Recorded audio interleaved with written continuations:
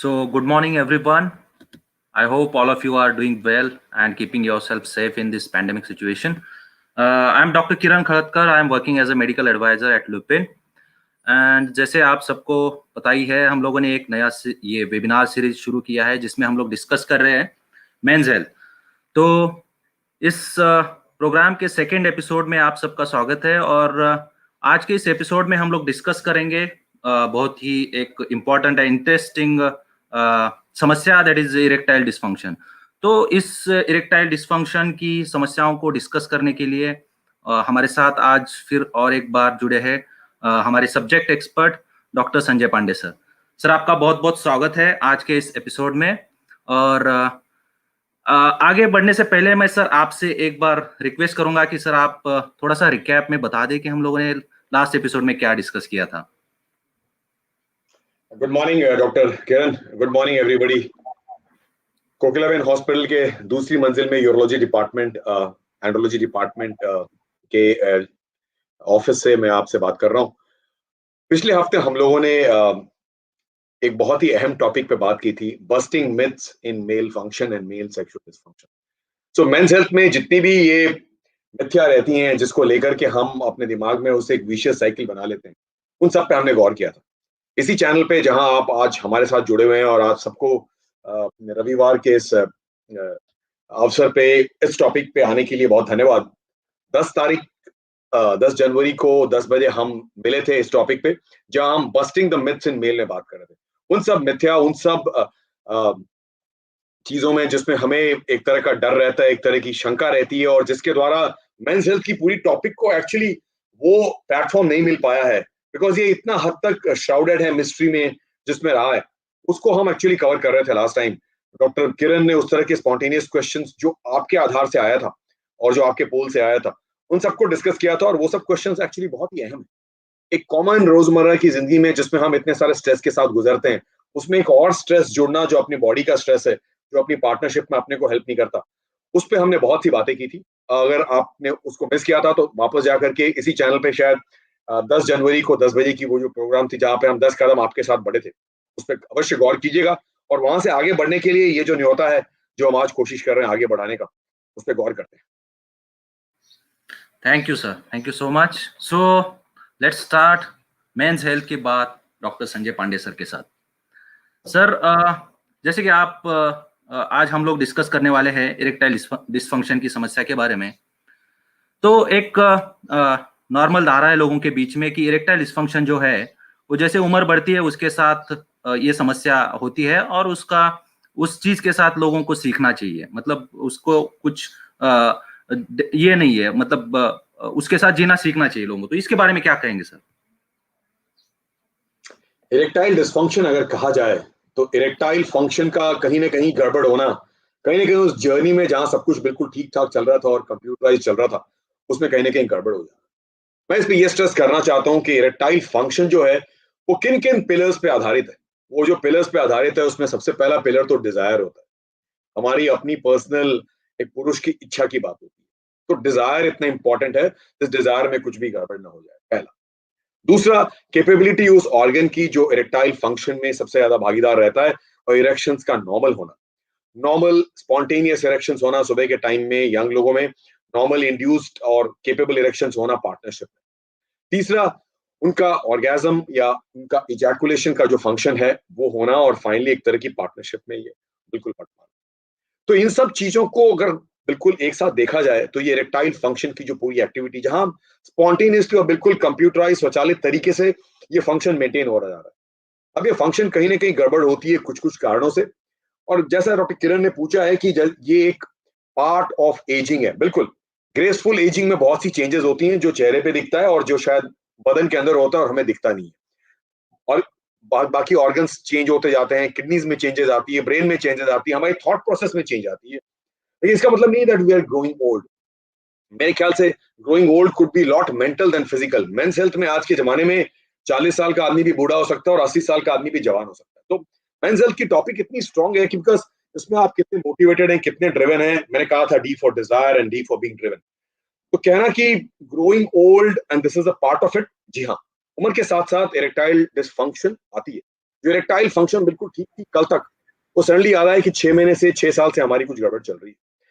हमें इसके साथ रहना पड़ेगा। जो डॉक्टर किरण ने पूछा है तो ये सच नहीं है कि आज के जमाने में और इस तरह के इतने स्ट्रॉन्ग प्लेटफॉर्म्स जो लुपिन इंडिया और कोकिलाबेन धीरूभाई अंबानी हॉस्पिटल के जरिए आज आप तक पहुंच पा रहा है, ये पूरा जरिया ही है कि मैं आपको बता पाऊं कि अब हमें इसके साथ रहने की जरूरत नहीं है। ये अगर है और हम केपेबल हैं और हमारी पार्टनरशिप बिल्कुल, तो हम इसके साथ रहेंगे नहीं, इसको सॉल्व करने की कोशिश करेंगे। ये एक क्वालिटी ऑफ लाइफ इशू है, जिस क्वालिटी ऑफ लाइफ इशू को हम कितना अपने आप को इंप्रूव करना चाहते हैं वो हम पे डिपेंड करता है। तो पूरा एस्पेक्ट कि हम अपने आप को इंप्रूव करना चाहते हैं and to learn to live with it, जो हमने सुना वो शायद जरूरी नहीं होगा।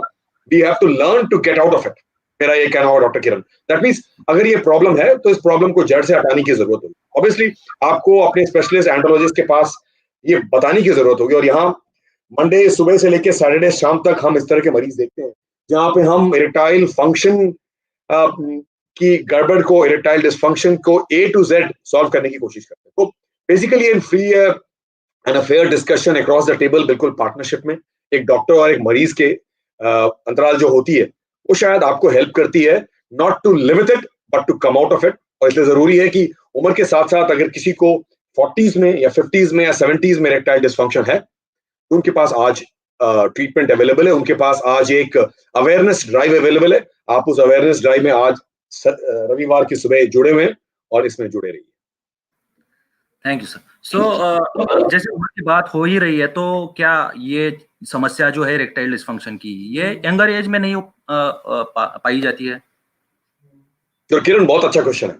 तो ये क्वेश्चन बहुत ही कॉमन हो गया है। एक जमाने में आज से 24 साल पहले जब मैं यूरोलॉजी सीख रहा था, एंड्रोलॉजी पे घुस रहा था, उस जमाने में मेरे को मालूम है कि ये 40 से 50-60 साल के एस्टैब्लिश लोग ही आते थे जिनकी जिंदगी संवर गई है, जो अपनी पटरी पे हैं, और उसके बाद वो देखते हैं कि हमारी क्वालिटी ऑफ लाइफ में क्या क्या मुश्किलें हो रही हैं, फिर भी हिचकते हुए आते थे। आज जमाना बदल गया है। Erectile dysfunction does not affect younger man, ये सच नहीं है। Erectile dysfunction can be a dysfunction at any age group. जब हमें पता चला तो छोटा सा बच्चा जिसका ऑर्गन वो है जिससे वो यूरिन पास करता है और उसके बाद जैसे एडोलेसेंस में जाता है और अपने ऑर्गन के बारे में उसको समझ होती है, जो हार्मोन चेंजेस हो रही है, वहां से लेकर के आज का पुरुष उस वृद्धावस्था तक अपनी फंक्शन को मेंटेन करना चाहता है। तो यंगर लोगों में इसका मतलब ये है कि जो यंग लोग हैं, जिनको मैं बोलूंगा 20 से 25 से 30 से 35 और मैं आगे बढ़ते जा रहे हैं, इन्होंने कभी इस ऑर्गन को शायद इस इरेक्टाइल फंक्शन के लिए यूज ही नहीं किया होगा, या सिर्फ उतना ही यूज किया होगा, या जानकारी उतनी ही होगी। तो इन लोगों के लिए आज ये प्रोग्राम बिल्कुल डेडिकेटेड है कि इरेक्टाइल फंक्शन एबनॉर्मल होने के कारण बहुत होते हैं, और ये यंग लोगों से लेकर के वृद्धावस्था में किसी को हो सकते हैं। उस जमाने में जब एस्टैब्लिश लोग आते थे कि मेरा सब ठीक चल रहा था पिछले 10-20 साल से और अब गड़बड़ हो गया, आज वो थोड़ी सी बदल गई है। यंग लोगों में भी इरेक्टाइल डिसफंक्शन हो सकता है, जो साइकोलॉजिकल हो सकता है, जो ऑर्गेनिक हो सकता है, जो डिजीजेस के कारण हो सकता है, और जिस पे हम गौर कर सकते हैं। तो यंग लोगों को भी इरेक्टाइल डिसफंक्शन होती है, और आज ये देखने को मिल रहा है कि बहुत से यंग लोग आते हैं और बिल्कुल बिना हिचक के पूछते हैं और अपने आप को ठीक करना चाहते हैं ताकि वो केपेबल रहें अपने फ्यूचर में। Okay sir. तो सर ये जो समस्या है इरेक्टाइल डिसफंक्शन की, ये लोगों को सिर्फ मतलब खाली थोड़ा बहुत अपसेट हो सकते हैं, बट इससे कुछ डेंजर नहीं होता है ये समस्या से? बहुत ही अच्छा क्वेश्चन है डॉक्टर किरण। ये बिल्कुल जो हमें मंडे से सैटरडे तक पूछा जाता है उस तरह के क्वेश्चंस आपने निकाले जो रोजमर्रा की जिंदगी में यंग लोगों के लिए जानना जरूरी है, और जो पूछते रहते हैं उनके पास आंसर्स नहीं होता है। तो अवश्य इरेक्टाइल डिसफंक्शन एक अपसेटिंग चीज है। कोई भी चीज अगर पटरी से हट जाए तो वो डिसफंक्शन है, और डिसफंक्शन ऑब्वियसली अपसेटिंग है। वो डिसफंक्शन ये ना हो कि वो डेंजरस बन जाए।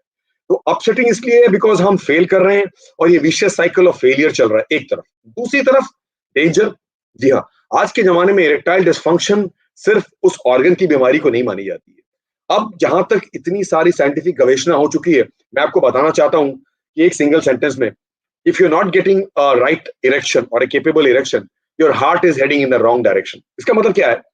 आज के जमाने में इरेक्टाइल डिसफंक्शन को एक वस्कुलर डिजीज मानी गई। वस्कुलर डिजीज मतलब ये पहले भी था, लेकिन पहले हम उस ऑर्गन पे इतना कंसंट्रेट कर रहे थे कि शायद हमारी साइंटिफिक एक्टिविटी और हमारी टीम वर्क और बाकी सारे फैक्टर्स को शायद देखा नहीं गया। आज हम देखते हैं कि उस उम्र में जो 30 से 60 के बीच में है, जहां एक स्ट्रेसफुल लाइफ में किसी को हाइपरटेंशन है, डायबिटीज है, एथेरोस्क्लेरोसिस है और क्वालिटी ऑफ लाइफ चेंज होने वाली बहुत सी प्रोग्रेसिव मेटाबॉलिक डिजीजेस हो रही हैं, उनमें हार्ट इफेक्ट होने के चांसेस होते हैं। तो अगर देखा जाए तो ये वास्कुलर डिजीज कही जाती है जहां पे ब्लड सप्लाई की समस्या के कारण उन ऑर्गन्स को चोट पहुंच सकती है। और क्या दो इंपॉर्टेंट ऑर्गन्स हैं, एक तो ऑर्गन इन क्वेश्चन है पेनाइल ऑर्गन या मेंस ऑर्गन, दूसरा ऑर्गन हार्ट है। तो जो लोगों को बहुत ही रिफ्रैक्टरी और सीवियर इरेक्टाइल डिसफंक्शन होता है, उन लोगों की शायद बहुत ही सीवियर हाइपरटेंशन है, उन लोगों की सीवियर कार्डियक डिजीज हो सकती है, डायबिटीज लॉन्ग स्टैंडिंग अनकंट्रोल हो सकता है, बहुत ही सीवियर एथेरोस्क्लेरोसिस या बहुत ही सीवियर लिपिड की और लिपिड प्रोफाइल की प्रॉब्लम हो सकती है। तो मैं शुरू से कह रहा हूं कि इरेक्टाइल फंक्शन एक बहुत ही इंपॉर्टेंट अहम मार्कर है वो आज का मेंस हेल्थ का। तो एक तरह की इस तरह की मार्कर जिसमें किसी के इरेक्टाइल फंक्शन गड़बड़ हो रहा है, हम उस मनुष्य के बारे में सब कुछ जान जाते हैं। जैसे हमने ईसीजी किया तो हम हार्ट के बारे में सब कुछ जान जाते हैं और उसके बाद हम अपने स्टेप्स आगे बढ़ते हैं। अगर कोई यंग एज पे या कोई इतने सारे फैक्टर्स जिसके बॉडी में है, जिसमें diabetes, uncontrol blood pressure, atherosclerosis, lipid की प्रोफाइल गड़बड़ है, लिवर प्रोफाइल गड़बड़ है, इन सब चीजों के साथ साथ अगर वो आते हैं तो कहीं ना कहीं वर्ड डेंजर भी ऐड होता है। क्यों? बिकॉज मैंने कहा था कि ये कार्डियक इश्यू हो सकती है। तो ऐसे बहुत पेशेंट्स रहे हैं इस दुनिया में, इस जमाने में, जिनकी प्रोफाइल ओवरऑल मेटाबॉलिक प्रोफाइल जो होती है, जिसमें वो वैल्यूज बहुत ही गड़बड़ थे, उनको शायद पता भी नहीं था। वो जगह तो पता चला उनके अनकंट्रोल डायबिटीज है, ब्लड प्रेशर कंट्रोल के बाहर है, ये सब लॉन्ग स्टैंडिंग है और इन सब में कार्डियक चोट पहुंच रही है। तो अगर इरेक्टाइल डिस्फंक्शन रिफ्रैक्टरी है, इरेक्टाइल डिस्फंक्शन बहुत यंग लोगों में है और उन लोगों में जिनमें ये मेटाबॉलिक एक्टिविटीज है जो मैं बता रहा हूँ, जो लाइफस्टाइल डिजीजेस आज के जमाने की गिफ्ट है, जो हम स्ट्रेसफुल लाइफ में जीते रहते हैं और देखते रहते हैं, इन लोगों के लिए जानना बहुत ही जरूरी है कि पॉसिबल है कि आपकी हार्ट को भी चोट पहुंच रहा है, क्योंकि ये दोनों की एक तरह की विकल्प है जिसमें पेनाइल वेसल अगर इतना ब्लॉक होता है तो इरेक्टाइल फंक्शन डिसफंक्शन बन जाता है। जब उतना हार्ट में ब्लॉक हो जाएगा because of lipid profile, atherosclerosis और डायबिटिक चेंजेस होते हुए, तो पॉसिबल है आपको कार्डियक चोट पहुंच सकती है। तो मैं हर समय देखता हूं कि अगर यंग पेशेंट्स में उस तरह की फैक्टर्स होती हैं तो ऑब्वियसली एक शब्द हल्का सा डेंजर का रहता है। तो डेंजरस अवश्य है, बिकॉज आज के जमाने में erectile dysfunction is noted as a vascular disease. इसका मतलब ये कि ये एक बैरोमीटर है या एक मार्कर है of men's health. Erectile function गड़बड़ हो रहा है मतलब बहुत सी चीजें गड़बड़ हो रही हैं, सिर्फ एक मार्कर है जो आपको बता रहा है कि आपके बाकी बॉडी के फंक्शन गड़बड़ हो रहे हैं। आपको अपने एंड्रोलॉजिस्ट को, अपने कार्डियोलॉजिस्ट को, अपने फिजिशियन को मिलने की जरूरत होगी और इस तरह के पेशेंट्स हमें देखने को मिलते ओके, थैंक यू सर। और एक ऐसी धारा है लोगों के बीच की इरेक्टाइल डिसफंक्शन जो है ये सिर्फ इसकी वजह से है कि आपका अपने पार्टनर के टूवर्ड्स उतना अट्रैक्शन नहीं है, तो इसके बारे में क्या कहेंगे? देखिए, इरेक्टाइल फंक्शन का जो सबसे इंपॉर्टेंट पहलू है ना, वो इरेक्टाइल फंक्शन का सबसे इंपॉर्टेंट पहलू अराउजल होता है। तो arousal actually can happen with looks, देख के, टेस्ट, टच, फील, सब कुछ से होता है। तो ये अराउजल की जो पूरी इंपॉर्टेंट एक्टिविटी है, ये डेवलप अगर नहीं है या हो नहीं रही है या प्रोग्रेसिवली गड़बड़ होती जा रही है, तो इसके कारण बहुत होते हैं। ऑब्वियसली देखा जाए तो अगर हम दो तरह के ब्रॉडली इरेक्टाइल डिसफंक्शन को अगर सेपरेट करते हैं, एक तो ऑर्गेनिक होता है जहां मैंने कुछ डिजीजेस की बात की थी जो सिस्टमिक है, और कुछ लोकल ऑर्गन की डिजीजेस होती हैं। दूसरी तरफ एक उस तरह का सिचुएशनल या साइकोलॉजिकल इशू होता है जिसको हम साइकोलॉजिकल एस्पेक्ट कहते हैं, जहां पे पता चलता है कि हम एक पार्टनर से शायद स्टिमुलेट नहीं होते हैं और दूसरा पार्टनर शायद हमें केपेबल लगता है। तो ऑब्वियसली ये पॉसिबल है कि अगर you are getting a difficulty in having an erection with one partner, possibly it may not be necessary कि दूसरे पार्टनर के साथ भी उतनी ही प्रॉब्लम हो, और ऐसा पुरुष भी आके खुद बताते हैं। तो मेरा ये मानना होता है कि एक तरह का अराउजल का जो एक्टिविटी है वो बहुत हद तक माइंड और बॉडी में है। याद रखिएगा, सब कुछ यहाँ से हो रहा है, आपके दिलो दिमाग से हो रहा है। तो मतलब what is happening between the years, जो आपके कानों के बीच में आपके ब्रेन के अंदर हो रहा है, जहाँ पे सारी जागरूकता जारी, सारी मैसेजेस डेवलप होती हैं और फिर वो पेरिफेरली जाके ऑर्गन को स्टिमुलेट करती हैं एज अ रिमोट कंट्रोल। ये बहुत इंपॉर्टेंट है कि हर पुरुष ये जाने कि कहीं ना कहीं अराउजल का जो एक्टिविटी बहुत हद तक आपके भी लिमिटेड है। तो आपकी स्ट्रेसफुल लाइफ जो इस जमाने में स्ट्रेस की एडिशन की कमी नहीं है इस यंग पुरुष के लिए जो आज इस प्रॉब्लम से सफर कर रहा है, वो हर स्ट्रेस आपको एक चोट पहुंचाता है। मेरे लिए बहुत जरूरी है लोगों को समझाना कि अगर you are not getting a proper erection या उस तरह की इरेक्शन नहीं हो रही है, तो अपने पार्टनर को ब्लेम न करें, क्योंकि प्रॉब्लम आप में है। You are an active individual और ये शायद आपके ही तरीके से, आपके ही आगे बढ़ने से ये हो पाएगा। तो पूरा मानना ये है कि there are many reasons where arousal can be poor, doctor Kiran. उसमें एक रीजन सबसे कॉमनली हार्मोन्स होता है, जिसमें हम बाद में गौर भी कर सकते हैं। दूसरा है आपका पार्टनर। अगर आप में दंपति में या पार्टनरशिप में अगर लगाव नहीं है, अगर वो इमोशनल बॉन्डेज नहीं है, तो फिजिकल बॉन्डेज बहुत दूर हो जाती है। तो पूरा aspect of improving the bondage is an emotional plus physical bondage. Your partner may not be effective enough for you to be getting aroused, तो इसलिए एक अंडरस्टैंडिंग, एक तरह की पार्टनर पार्टिसिपेशन, ये भी अपने में एक एक्टिविटी है। तो इसमें आप अपने पार्टनर के ऊपर अट्रैक्ट नहीं हो पा रहे, कारण बहुत सारे हो सकते हैं जैसा मैंने आपको समझाया, और इन कारणों को डिसाइफर करना, इसको थ्रैश करना और इसको इंप्रूव करना जरूरी होता है। तो कहते हैं कि एक पार्टनर ऐसा है, दूसरा पार्टनर वैसा है, हम इस पार्टनर के साथ अराउज होते हैं, उसके साथ नहीं होते। हमें पता चलता है कि ये बिल्कुल सिचुएशनल है, ये ऑर्गेनिक बीमारी नहीं है, मतलब आपकी ऑर्गन केपेबल है, ये कहीं अपर स्टोरी में प्रॉब्लम है जो शायद नीचे के मैसेजेस को बिल्कुल डिसाइफर नहीं कर पाता। Okay sir. सर, और एक चीज है जिसमें इरेक्टाइल डिसफंक्शन की जो समस्या है, इसको ट्रीट करने के लिए बहुत सारे लोग खुद ही कुछ दवाई लेना शुरू करते हैं, सप्लीमेंट्स लेना शुरू करते हैं, हर्बल मेडिसिन, तो और वो डॉक्टर से बात करने में थोड़ा उनका हेजिटेशन रहता है, तो इसके बारे में थोड़ा। और किरण, जितनी भी क्वालिटी ऑफ लाइफ डिजीजेस हैं आज के जमाने में, जिसमें बहुत common quality of life diseases जो हम देखते हैं as a urologist, andrologist, over active bladder, urinary leakage, उसमें लोग हिचकते हैं। पता चला कि स्ट्रेस इनकॉन्टिनेंस एक औरत में है और वो पैड्स पहन रही है कई सालों से। एक ओवर एक्टिव ब्लैडर है, अर्जेंसी है, कंट्रोल नहीं कर पा रहे, पानी पीना बंद कर दिया, डायपर पहन लिया कई महीनों कई सालों से। सिमिलरली पुरुषों में भी इस तरह की हिचक होती है। याद रखिएगा, ऐसे 20% पुरुष होते हैं जिनकी अपॉइंटमेंट वो खुद नहीं लेते हैं, उनके पार्टनर, उनकी वाइफ ने लिया है कि अब तो जाके डॉक्टर को दिखाओ, सही डॉक्टर को दिखाओ। तो इस सिचुएशन में जहां एक प्रॉब्लम साइलेंटली प्रोग्रेस कर रही है, वहां आप हर्बल रेमेडीज का और आयुर्वेद का इंतजाम करें और उसको खा करके ठीक हो जाएंगे, ऐसा सच नहीं है, क्योंकि आपके कारण अनेक है। इरेक्टाइल डिसफंक्शन एक तरह का कॉन्ग्लोमरेट या सिंड्रोम है जिसके कारण बहुत सारे हैं। वो सब कुछ मिलकर एक खिचड़ी पकता है जिसको इरेक्टाइल फंक्शन कहते हैं, जिसमें डायबिटीज नहीं है, ब्लड प्रेशर नहीं है, स्ट्रेस बहुत कम है, आपके ऑर्गन बिल्कुल सही सलामत है, ब्लड फ्लो अच्छी हो रही है, नर्व्स का जो एक्टिविटी है और उनकी स्टिमुलस बहुत बढ़िया है। इतनी सारी चीजें मिलके जो खिचड़ी पकती है जिसको इरेक्टाइल फंक्शन कहते हैं, जिसमें एक आदमी अपने आप को स्वचालित या केपेबल पाता है और अराउज होते हुए अपने आप को परफॉर्म कर सकता है। वो कंडीशन अगर गड़बड़ होती जा रही है तो कहाँ दिख रहा है उनको? उनको सिर्फ यही दिखता है कि कुछ गड़बड़ है। तो ये बुखार नहीं है कि आपने पैरासिटामोल की दवाई काउंटर से खरीद ली और ठीक हो गए, या कोई हर्बल दवाई है जिससे आप ठीक होते रहेंगे। आज के जमाने में जिस लेवल की रिसर्च और गवेषणा हो रही है और हो चुकी है, क्योंकि हम आज स्ट्रांगली 2021 जनवरी में आपके साथ बैठे हुए हैं इस टॉपिक पे, ये आपको जानना जरूरी है कि आपके ऑर्गन में कुछ चीज प्रोग्रेसिव या कुछ एक्यूट हो रहा है, आपको अपने स्पेशलिस्ट मिलने की जरूरत है। रेमेडीज वही बताएंगे, रेमेडी बहुत हद तक अंडरस्टैंडिंग होगी, रेमेडीज बहुत हद तक ट्रीटमेंट होगी और फिर आपको क्योर तक लेके जाएंगे। तो आप उन रेमेडीज के बारे में क्यों जो सुनी सुनाई है सो कॉल्ड आज के जमाने में, यही हम पिछले हफ्ते 10 जनवरी के प्रोग्राम में बस्ट कर रहे थे कि आपको ट्रीट करने के लिए आप अगर डॉक्टर भी हैं तो शायद किसी और डॉक्टर की जरूरत पड़ी। तो अगर आप मरीज हैं तो आप अवश्य स्पेशलिस्ट के पास जाएंगे, अपने फिजिशियन, अपने एंडोलॉजिस्ट, अपने यूरोलॉजिस्ट के पास जाकर के डिस्कस करेंगे। तो मेरा मानना है कि सप्लीमेंट्स और हर्बल रेमेडीज शायद ट्रीटमेंट और क्योर ना हो, वो शायद आपको एक प्लेसेबो इफेक्ट ले आए, वो शायद वो साइड इफेक्ट लाए जो शायद आपको पता भी ना हो। मेरा ये मानना होगा कि इस एक्टिविटी को बिल्कुल ही एंकरेज ना करा जाए। अब हमें प्रॉब्लम है, कोई भी प्रॉब्लम है, फॉर एग्जांपल बुखार है, हम अपने डॉक्टर को जाके मिलेंगे, उस स्पेशलिस्ट को जाके मिलेंगे। सिमिलरली ये प्रॉब्लम ऐसी है जहां हम हिचकते हैं और हिचक करके शायद आ नहीं पाते। तो मैंने कहा कि अगर ये प्रॉब्लम है अपने शहरों में जहां भी आप हैं, और मुंबई शहर में जहां लोग यहाँ पे आकर के हमें मिलते हैं, मेरे को ये खबर है कि मरीज सब कुछ कोशिश करने के बाद ही आते हैं। अब चलो एक बार ट्राई तो कर लें, एक स्पेशलिस्ट को दिखा लें। मेरा मानना है कि आपको ये प्रॉब्लम 1 महीने से है, 6 महीने से है, लॉकडाउन में रहा है, या ये प्रोग्रेस कर रहा है और आप इसे अनदेखा कर रहे हैं, तो शायद स्पेशलिस्ट से मिलें। हर्बल रेमेडीज और सप्लीमेंट्स आपको ये ब्रिज क्रॉस करने नहीं देगा। ये ब्रिज क्रॉस करके ट्रीटमेंट के द्वारा क्योर तक जाने की जरूरत है। जी जी, बिल्कुल बिल्कुल सर। तो सर, कभी कभार एक ही बार में अगर कोई पेशेंट सफर करता है ये चीज को, तो क्या हम मान लें कि वो पेशेंट इरेक्टाइल डिसफंक्शन का है? किरण, अच्छा क्वेश्चन है।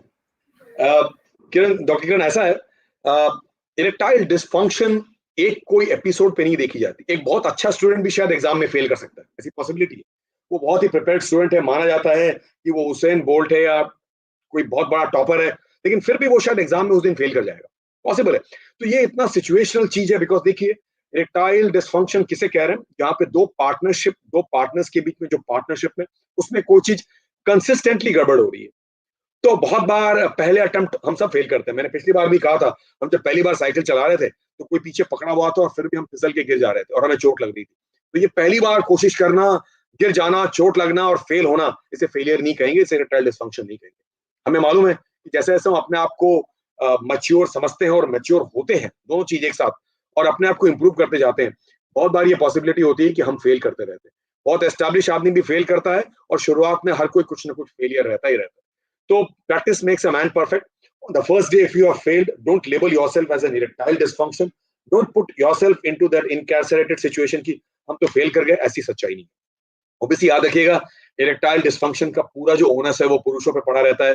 पुरुष एक्टिव पार्टनर होते हैं, और कहीं ना कहीं कुछ भी गड़बड़ जो हो, वो उनके दिमाग और दिल पे बहुत हद तक इफेक्ट करता है। मैं लोगों को कहता हूँ कि आपकी इमोशनल बॉन्डेज इतनी स्ट्रांग है कि आप फेलियर्स को पिलर्स ऑफ सक्सेस बनाएं इस सब्जेक्ट में, रादर देन एक ही बार में फेल करके अपने को इरेक्टाइल डिस्फंक्शन करें। तो अगर कुछ रिपोर्ट भी देखी जाती है, उसमें एक रिपोर्ट बहुत गड़बड़ है, हम रिपोर्ट को रिपीट करते हैं और पता चलता है कि कलेक्शन का चक्कर ही गड़बड़ था, इसलिए शायद रिपोर्ट गड़बड़ थी। वैसे ही यहाँ पे भी अगर कोई एक एपिसोड ऐसा गड़बड़ हुआ, तो हमें उसको खोजने की जरूरत होती है, और शुरुआत में ऐसे एपिसोड्स होते हैं, ऐसे एपिसोड हर किसी के साथ गुजरते गए हैं, और कहीं ना कहीं इसे इंप्रूव करने की जरूरत है। Okay, thank you sir. और एक चीज है कि इरेक्टाइल डिस्फंक्शन जो है, इसके बारे में लोग सोचते हैं कि सिर्फ और सिर्फ ये मेल ऑर्गन के बारे में कुछ प्रॉब्लम है, उसकी वजह से हो रही, या फिर सिर्फ ये उनके दिमाग में होता है। तो मैंने कहा ये दिमाग से शुरू तो होता ही है। मैंने कहा it starts between the years in the brain, वहां शुरू होता है जहां पे हमारी पूरी बिल्कुल mouth organ of the entire orchestra is situated, जहां पे ये शुरुआत होती है, जहां पे हम देखते हैं, सोचते हैं, फील करते हैं, टच करते हैं, और सारे ये स्टिमुली जो है ये ब्रेन में बिल्कुल है ना इंटीग्रेट होते हैं। और यहाँ से जो सिग्नल्स नीचे पेरिफेरी में जाते हैं, नर्व्स और वेसल्स के द्वारा जो पूरी सिग्नल जाती है, वही फाइनली मेल ऑर्गन को स्टिमुलेट करती है। तो मेल ऑर्गन का स्टिमुलस एक तरह का रिमोट कंट्रोल एक्टिविटी है, जो ब्रेन की रिमोट एक्टिविटी से होता है। So what you feel between the ears is what is transmitted to finally feel between the thighs. अगर इस तरह की सिचुएशन है, तो हमारा सीरियसली मानना होगा कि हमें ये देखना पड़ेगा कि ये बीमारी सिर्फ मेल ऑर्गन की नहीं कही जा सकती। तो ये पूरा एक सर्किट है, जो ब्रेन की वायरिंग से शुरू होते हुए, मसल्स नर्व से जाते हुए, स्पाइन से जाते हुए, और फिर मेल ऑर्गन तक पहुंचता है। तो कोई लोकल प्रॉब्लम जो ऑर्गन की प्रॉब्लम है, पेल्विस में जहां पे वेसल्स और नर्व जा रहे हैं, स्पाइन में जहां कोई प्रॉब्लम हो सकती है, ब्रेन में जहां कोई प्रॉब्लम हो सकती है, ये सारे ऑर्गेनिक नर्व्स और वेसल्स की डिजीजेस, पहला। और दूसरा, हमारी सोच में। तो एक तरह से हॉर्मोन्स की एक्टिविटी गड़बड़ होना, एक तरह से हमारी सोच में गड़बड़ होना, या फिर परसिस्टेंटली कुछ गड़बड़ होता ही जा रहा है। उसके बाद में कहीं न्यूरोलॉजिकल इशू, जहां स्पाइन की बीमारी हो, जहां पेल्विस में कोई बड़ी सर्जरी हुई हो, कोई बहुत बड़ा चोट पहुंचा हो, एक्सीडेंट हुआ हो, या फिर मेल ऑर्गन की अपनी बीमारी। तो आप सोच लीजिए ये कितनी कंप्यूटराइज सिस्टम है, जहां कोई हम और आप इतने लकी होंगे जहां हमारी इरेक्टाइल फंक्शन बिल्कुल मेंटेन्ड है।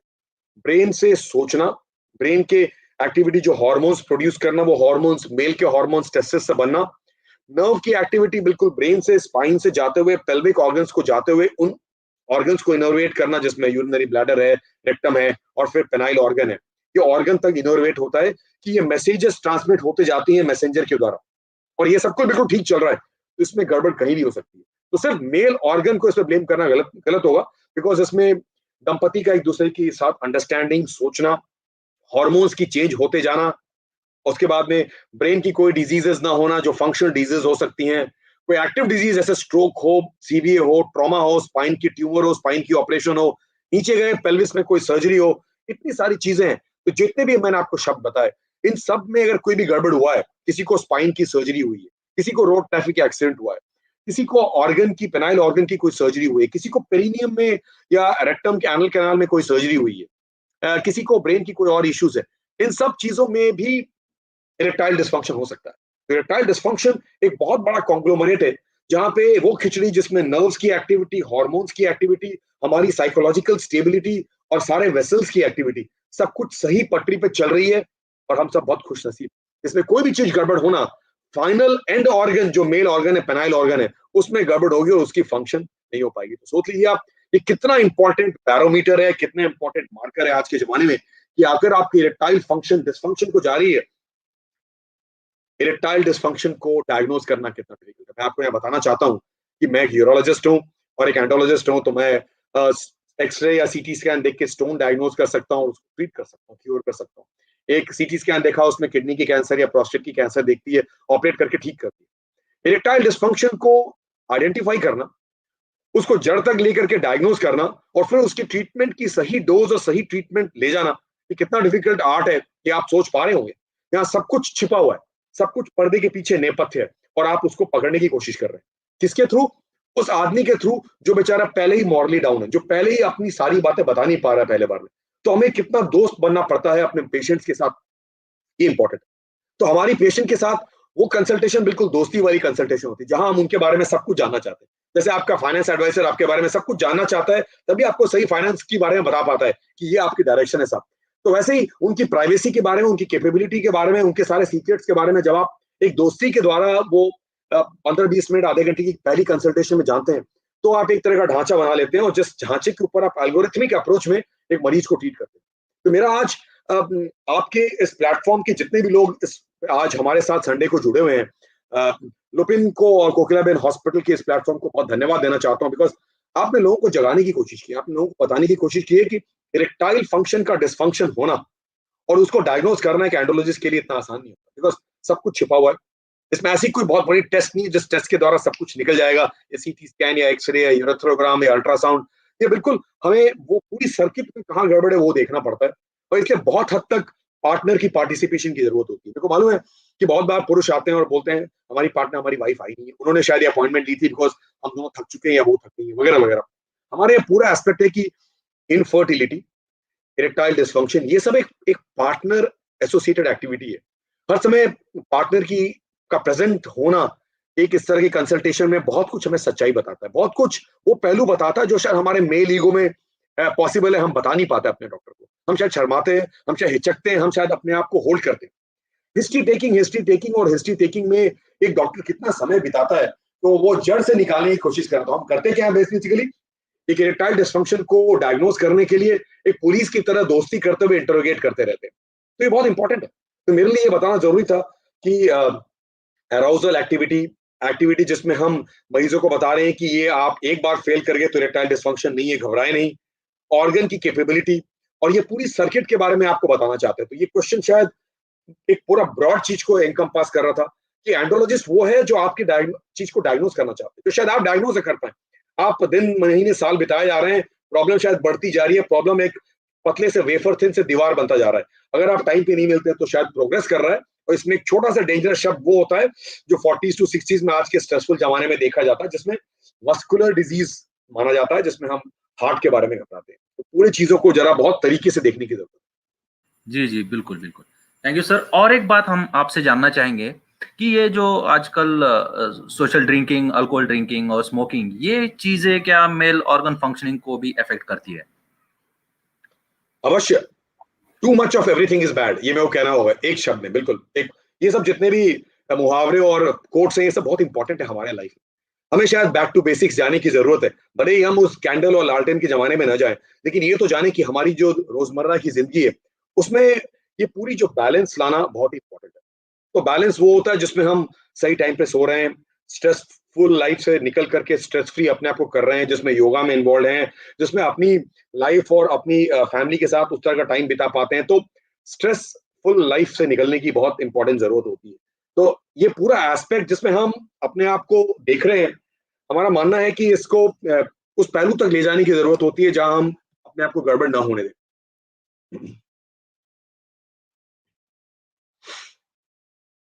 कि हम सर, क्या फिर ये जो इसकी ट्रीटमेंट है, तो इसके सब जो भी दवाइयां होती है, तो क्या वो सेम तरीके की दवाइयां हर जगह पे काम करती है? तो जहां तक डायग्नोसिस की बात हुई, पहले तो हमने डायग्नोस किया, पार्टनर से भी बात की, पेशेंट से भी बात किया, जिसको आज पेशेंट कह रहे हैं, जो केपेबल मेल हैं सोसाइटी में, बिल्कुल अदरवाइज कंफर्टेबल और कंप्लीट है। ये जब जानते हैं तो फिर दवाइयों की बात करते हैं। मैंने बताया था इसके क्या क्या एस्पेक्ट्स होते हैं। एक तो सिर्फ काउंसलिंग हो सकता है और अंडरस्टैंडिंग होता है कि कुछ हो रहा है और कुछ नहीं हो रहा है, डिजायर के एस्पेक्ट पे, इरेक्शन के एस्पेक्ट पे, ऑर्गेजम के एस्पेक्ट पे और इजैकुलेशन के एस्पेक्ट पे।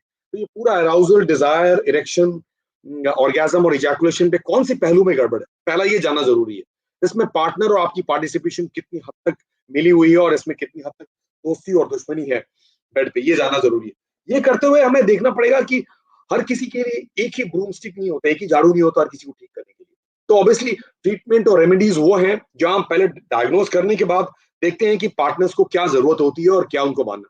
तो काउंसलिंग एक बहुत इंपॉर्टेंट एस्पेक्ट है। जैसे मैंने बताया कि हम न्यूरोलॉजिकल एस्पेक्ट को गौर करते हैं, हार्मोनल एस्पेक्ट को गौर करते हैं, ऊपर इरेक्टाइल फंक्शन को गौर करते हैं जो फाइनल ऑर्गन फंक्शन है। हम आगे बढ़ते हुए जो बाकी एस्पेक्ट्स देखते हैं, उन एस्पेक्ट्स में हमें देखना होता है कि कौन सी एस्पेक्ट की ट्रीटमेंट की जरूरत है, कौन से एस्पेक्ट की ट्रीटमेंट को क्योर करना है और किसको सपोर्ट करना है। आई थिंक एक रेमेडी नहीं होती है, ट्रीटमेंट के बहुत से पहलू होते हैं। देखो इरेक्टाइल डिस्फंक्शन में ये सोच है ना कि कोई एक चीज है जिसको खाए और ठीक हो गया, उसे बुखार नहीं होता, जहां पैरासिटामोल खाते हैं तो बुखार शायद घट जाता है, लेकिन फिर भी हम कारण का खोज करते हैं। हमने बुखार की दवाई खाई, बुखार ठीक हो गई, शायद फिर बुखार आ सकता है, तो हमने कारण की खोज की कि ये बुखार शायद निमोनिया से है कि मलेरिया से है कि कोरोना से है। सिमिलरली यहाँ भी इरेक्टाइल डिस्फंक्शन की पहलू को जानने के लिए बहुत बार हम मरीजों को एक उस पाथ पे ले जाते हैं जहां उनको वो दवाइयां देते हैं जिससे हम जान पाते हैं कि इनकी क्या क्या फंक्शंस में गड़बड़ है, जो शायद मरीज बता नहीं पा रहे। मरीज बोलता है कि मेरे को इरेक्टाइल डिस्फंक्शन है, ये बहुत ही कॉमन टर्म यूज है ईडी, लेकिन हम बोलते हैं मान लीजिए आप ईडी शब्द न बोल करके वो शब्द समझाएं जो कॉमन भाषा में है, जिस भाषा में हम और आप आज वार्तालाप कर रहे हैं, कि एक प्रॉब्लम क्या है जिससे आप अपने आप को इनकेपेबल पाते हैं और आपकी पार्टनरशिप सही नहीं हो पा रही है, उससे हमें बहुत कुछ मिलता है। तो रेमेडी और ट्रीटमेंट वो है जिसमें हमने डायग्नोस किया और फिर उन पहलुओं को ट्रीट किया और उसको फिर उस लेवल पे ले गए जहां ये केपेबल हो गए, जहां इनको हमारी जरूरत शायद कुछ हफ्तों कुछ महीनों में ना जरूरत पड़े। और इसके ट्रीटमेंट के पहलू बहुत सारे। क्या सर फिर ये टेस्टोस्टेरोन से इरेक्टाइल डिस्फंक्शन ट्रीट किया जा सकता है? बढ़िया क्वेश्चन पूछा, और ये क्वेश्चन इतना जरूरी था, ये क्वेश्चन पूछने के लिए डॉक्टर किरण बहुत धन्यवाद। टेस्टोस्टेरोन आज के जमाने में, पहले ये तो बताना जरूरी है कि ये एक मेल हार्मोन है। ये टेस्टोस्टेरोन स्क्रोटम में जो दो टेस्टिस है उससे प्रोड्यूस होता है। टेस्टिस वो ऑर्गन्स हैं जो आपके मेल हार्मोन्स बनाते हैं, और बहुत बार टेस्टिस की अपनी ही डिस्फंक्शन होती है। बहुत बार लोगों के पास एक ही टेस्टिस दिखता है, मतलब दूसरा टेस्टिस है कहाँ, वो शायद अंदर पेट में या पेल्विस में छुपा हुआ है, वो शायद डिसेंड नहीं किया। तो ये पहले जानना जरूरी है कि हम दोनों के पास और सबके पास, दुनिया में सबके पास दो टेस्टिस हो जो स्क्रोटम में हो। टेस्टिस टेस्टोस्टेरोन बनाता है जो एक मेल हार्मोन है, जो हार्मोन लोगों को केपेबल बनाता है। याद रखिएगा इस हार्मोन के बहुत से इफेक्ट्स हैं, जिसमें ब्रेन की एक्टिविटी, मसल की स्ट्रेंथ, बोन की स्ट्रेंथ, इरेक्टाइल फंक्शन की स्ट्रेंथ, आपका पूरा सेकेंडरी सेक्सुअल कैरेक्टर्स, आपकी मेलनेस, ये सब कुछ इस पर डिपेंड करता है। तो टेस्टोस्टेरोन एक ऐसा नाम है जो इस जमाने में, आज के जमाने में जहां हम और आप बैठे हुए हैं, बहुत हद तक अब्यूज हो चुका है। अब्यूज इसलिए हुआ बिकॉज लोगों ने इसकी उस तरह से यूजेज की जहां पे फिजियोलॉजिकल के बाद में सुप्रा फिजियोलॉजिकल यूजेज शुरू हो गई। लोगों ने सोचा कि हम ये हार्मोन लेंगे तो शायद ऐसा होगा कि हमें बिल्कुल सोना मिल जाएगा, गोल्ड मेडल मिल जाएगा, जो सच नहीं था। तो टेस्टोस्टेरोन एक उस तरह का एक मैजिक पोशन या एक तरह का अमृत है जो सही हाथों में ही काम आएगा, वरना आपको पता नहीं अमृत किस काम का है। तो टेस्टोस्टेरोन मेल सेक्सुअल डिस्फंक्शन या ओवरऑल मेंस हेल्थ का एक बिल्कुल सेंट्रल पंक्ति है, जिस पंक्ति के इर्द गिर्द सब कुछ तैयार हो रहा है। अगर आपके मेल हार्मोन्स अच्छे हैं तो आपकी पूरी जो लय है, आपकी पूरी एक्टिविटी है, आपका पूरा फिजिक है, आपके हार्मोन्स की द्वारा आपके मसल्स, बोन्स और आपकी पूरी मेंटल हेल्थ बिल्कुल ठीक है। आपको याद दिलाना चाहता हूं कि टेस्टोस्टेरोन आज के जमाने में जो थेरेपी है वो लेट ऑनसेट हाइपोगोनाडिज्म के लिए। क्यों? वो इरेक्टाइल डिस्फंक्शन की प्राइमरी ट्रीटमेंट नहीं है, वो लेट ऑनसेट हाइपोगोनाडिज्म की ट्रीटमेंट। इसका मतलब क्या? जैसे औरतों में मेनोपॉज होता है, वैसे पुरुषों में एक लूज टर्म हम बोल सकते हैं एंड्रोपॉज होता है, या उनमें लेट ऑनसेट हाइपोगोनाडिज्म होती है, जहां पे उनके हार्मोन्स धीरे धीरे 45-50 के बाद घटने शुरू होते हैं। 50-55 के बाद उनके हार्मोन्स बहुत लोअर लेवल पे होते हैं। इससे क्या देखने को मिलता है आपको? देखने को मिलता है ये थोड़े कमजोर दिख रहे हैं, थोड़े लचीले दिख रहे हैं, थोड़े से लेजी दिख रहे हैं, थोड़े से इरिटेबल दिख रहे हैं, इनके मसल्स और बोन्स में वो स्ट्रेंथ नहीं हो रहा है, कहीं ना कहीं हार्मोन की कुछ चेंज हो रही है। ये चेंज बिल्कुल डिक्लाइन होता है, ये मेंस्ट्रुअल पीरियड्स की तरह एक दिन मेनोपॉज में स्टॉप नहीं होता। तो ये प्रोग्रेसिव चेंज है जिसको आप कोई एक दिन आइडेंटिफाई नहीं कर पाएंगे। अगर ये एस्पेक्ट है पूरा, तो डॉक्टर किरण इंपॉर्टेंट है कि टेस्टोस्टेरोन की चेंजेस को हम आइडेंटिफाई करना। Testosterone obviously male erectile dysfunction में एक इंपॉर्टेंट भागीदार है, और अगर उसका बहुत कम होना, उसका न होना, अगर ऐसा है तो ऑब्वियसली टेस्टोस्टेरोन इरेक्टाइल डिस्फंक्शन को बहुत हद तक कंट्रीब्यूट करता है। तो हार्मोन थेरेपी की जब बात आती है डॉक्टर किरण, जब हार्मोन थेरेपी की बात आती है, उस कड़ी में जिस कड़ी को हमने आइडेंटिफाई किया, जो हार्मोन की प्रॉब्लम के द्वारा इरेक्टाइल डिस्फंक्शन हो रहा है, तो हम टेस्टोस्टेरोन की यूज करते हैं, उसे अब्यूज नहीं करते। क्योंकि मैं बाकी पहलुओं में इन्वॉल्व हूँ टेस्टोस्टेरोन थेरेपी में, जिसमें जनरली असाइनमेंट है, और बाकी उन लोग हैं जिनकी दोनों टेस्टिस इंजोर हो चुकी है, टेस्टिस बनी नहीं थी, टेस्टिस बहुत छोटी है, एम्बिगुअस जेनिटेलिया वगैरह वगैरह। मेरे को ये कहना होगा कि मंडे टू सैटरडे हम ऐसे मरीज देखते हैं जिनको टेस्टोस्टेरोन रिप्लेसमेंट थेरेपी की जरूरत पड़ती है। मैंने कहा कि 50-55 साल के बाद हमारे हार्मोन्स धीरे धीरे घटते जा रहे हैं, जो 40 की अवस्था में शुरू होते हैं, और स्ट्रेसफुल लाइफ में ये सब कुछ न कुछ उस अवस्था में देखने को मिलती है। तो इन लोगों को टेस्टोस्टेरोन रिप्लेसमेंट थेरेपी की जरूरत पड़ सकती है। ये एक वो हार्मोन है जिसको सही फिजियोलॉजिकल डोजेस में सही जगह पे दिया जाता है। ये अखाड़े में और बॉक्सिंग रिंग्स में और उन चैंपियंस को बनाने में, वेट ट्रेनिंग में अब्यूज डोजेज पे देना गलत है, जो शायद होता है और इसके साइड इफेक्ट्स होते हैं। तो टेस्टोस्टेरोन एक क्योर नहीं बोलूंगा मैं इरेक्टाइल डिस्फंक्शन के लिए, पर लेट ऑनसेट हाइपोगोनाडिज्म में क्योर के बदले ये एक तरह का रिप्लेसमेंट होता है, जो आपके उन बॉडीज के पहलू को बदलता है। मेरे को पता है जिन लोगों की लेट ऑनसेट हाइपोगोनाडिज्म है, जो 40 से 60 साल की उम्र में है, और उनको हम इरेक्टाइल डिस्फंक्शन के लिए ट्रीट कर रहे हैं, और जब उनसे हम ये वार्तालाप करते हैं और क्वेश्चनर्स के द्वारा जानते हैं कि इनको एंड्रोजन डेफिशिएंसी है, इनको एंड्रोजन डेफिशिएंसी है, या पार्शियल हो या कंप्लीट हो, और उनकी कुछ लेवल्स को स्टडी करते हैं उनकी बातचीत से, और एक तरह की प्रोफाइल जानते हैं जिसमें उनकी इच्छा कम होती जा रही है, सबसे पहले अराउजल, उनकी कैपेबिलिटी कम होती जा रही है, उनकी अर्ली मॉर्निंग इरेक्शंस घटती जा रही है, तो फिर हम इरेक्टाइल डिस्फंक्शन के ट्रीटमेंट में हार्मोन थेरेपी का रिप्लेसमेंट की एक एंगल लेके आते हैं। तो ये एक स्पेशलिस्ट का काम है जहां पे टेस्टोस्टेरोन रिप्लेसमेंट थेरेपी करें। ये आप खुद अपने आप of the counter like OTC drug इसको यूज नहीं कर सकते, और इसकी अब्यूज आज के जमाने में बहुत ज्यादा हो रही है। सैडली टेस्टोस्टेरोन अब्यूज बहुत ही गड़बड़ है और इसके साइड इफेक्ट्स हो सकते हैं। जी जी, बिल्कुल बिल्कुल, थैंक यू सर। और एक मिथ बोल सकते हैं आप कि लोगों के माइंड में होता है, कि मान लो साइकिलिंग हो गया, टाइट अंडरगारमेंट्स यूज करना हो गया, तो क्या इससे इरेक्टाइल डिस्फंक्शन या फिर ऐसी कुछ समस्याएं हो सकती है? अच्छा क्वेश्चन है, और ये बहुत ही कॉमन आदमी के लिए बहुत ही इंपॉर्टेंट क्वेश्चन हो गया। टाइट अंडरगारमेंट्स हर कोई नहीं पहनता। टाइट अंडरगारमेंट्स की कुछ रिक्वायरमेंट होती है, स्पेशली अगर आप एक्सरसाइज में, अगर आप स्ट्रॉन्ग फिजिकल एक्सरसाइज में आपका स्क्रोटम हैंग कर रहा है, या फिर हम एपिडर्म और कैटिस में नॉर्मली स्क्रोटल सपोर्ट देते हैं। आजकल ये सपोर्टर्स अवेलेबल हैं जहां फिजिकली लोग लॉन्ग टर्म की एक्टिविटी में अगर इन्वॉल्व है, या उनको अगर टेस्टिस की इन्फेक्शन इन्फ्लेमेशन है, तो उसको सपोर्ट करते हैं ताकि एक तरह से वो थेरेपी हो। तो सपोर्टर्स या टाइट अंडरगारमेंट्स की यूज आज के जमाने में देखी गई है, और स्पोर्ट्समैन ये यूज करते हैं। ऑब्वियसली ये 24 घंटे यूज करने की जरूरत नहीं होती है, पहला। दूसरा, साइकिलिंग। तो नॉर्मल बाइसाइक्लिंग दरअसल क्या होता है, एक तरह की बहुत ही अच्छी और स्ट्रॉन्ग एक्सरसाइज है। आपके प्लेटफॉर्म से ये गलत मैसेज कभी ना जाए कि टाइट अंडरगारमेंट्स और साइकिलिंग इरेक्टाइल डिस्फंक्शन करती है। पर कंट्रीब्यूशंस क्या होता है, मेन कॉज कुछ हो लेकिन बाकी चीजें कंट्रीब्यूट कैसे कर सकती हैं।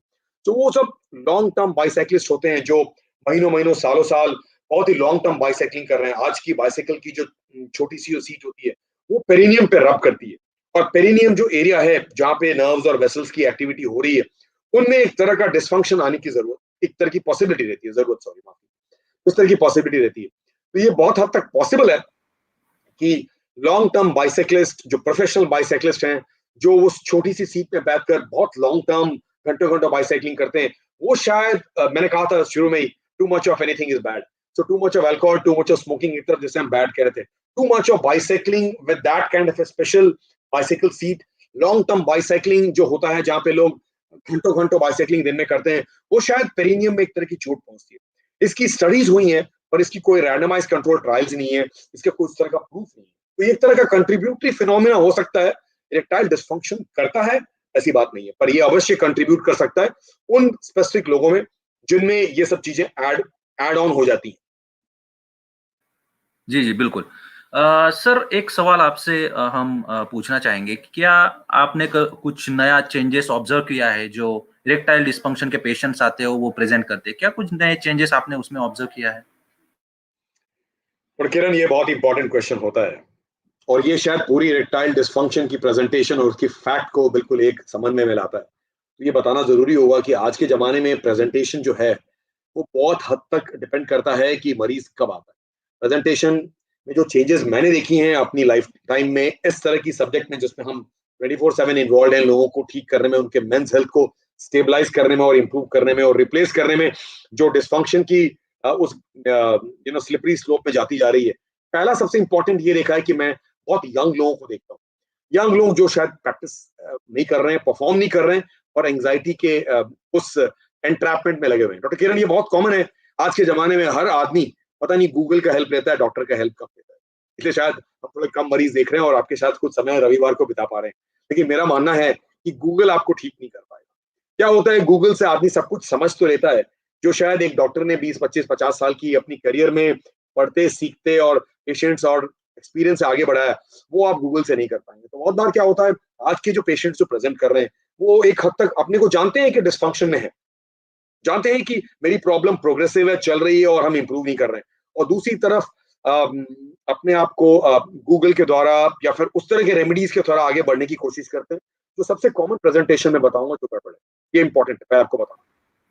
दूसरा बहुत इंपॉर्टेंट फैक्ट है कि जैसे इरेक्टाइल डिस्फंक्शन एक क्वालिटी ऑफ लाइफ डिजीज है, वैसे ही भारत में डायबिटीज और हाइपरटेंशन की जो बढ़ाव हो रही है, जो हमें देखने को मिल रहा है, जो हमारी और आपकी लाइफस्टाइल चेंज होती जा रही है। आप और हम देखिए, सातों दिन काम करते हैं, आज सातवें दिन में हम और आप सुबह से लगे हुए हैं, तो क्या हो रहा है, एक तरह का इनविजिबल स्ट्रेस हम अपनी बॉडी पे जो ऐड कर रहे हैं, और इस तरह का स्ट्रेस हर आम जनता के लिए आज जरूरी, आज कॉमन हो चुका है, जहाँ पे वो अपनी लाइफस्टाइल में इतनी सारी चीजें, अपनी डिफिकल्टी पाते हैं। तो क्या है, ये सब कुछ उनको वो क्रिएटिविटी को खींच के हटा रहा है, उनकी वो जो एक एस्पेक्ट थी जिसमें बहुत हद तक सेफ्टी थी, जिसमें बहुत हद तक रिलैक्सेशन था, वो हटता जा रहा है। डायबिटीज और ब्लड प्रेशर का होना और मेटाबॉलिक सिंड्रोम का आना, जिसमें हाइपरलिपिडेमिया और लिपिड प्रोफाइल चेंज होना, इस तरह की डिरेंजमेंट, एक quality of life invisible aspect हमारी जिंदगी में जुड़ रही है। और ऐसे लोग इरेक्टाइल डिस्फंक्शन लेके आते हैं, जो बहुत ही सीवियर इरेक्टाइल डिस्फंक्शन लेके आते हैं, जिनकी एक्सपेक्टेशंस बहुत ज्यादा होती है। जहां मैंने वर्ड एक्सपेक्टेशन यूज किया, आज के जमाने में जो प्रेजेंटेशन है, मरीज शायद एक हफ्ते बाद, एक महीने बाद, एक साल बाद या 5 साल बाद भी इरेक्टाइल डिस्फंक्शन लेके आए और शायद परफॉर्म नहीं किया हो, या लास्ट टाइम परफॉर्म बहुत सालों के बाद किया होगा, उनकी एक्सपेक्टेशंस बहुत ज्यादा होती है, क्योंकि वो गूगल के द्वारा, यूट्यूब के द्वारा इतने ज्यादा कुछ जान चुके हैं, एक्सपेक्ट करते हैं कि दवाई खाए और ठीक हो गए। पर ये जानना जरूरी है कि शायद दवाई खाने से आप ठीक ना हो, बिकॉज ये प्रोग्रेसिव चीज है।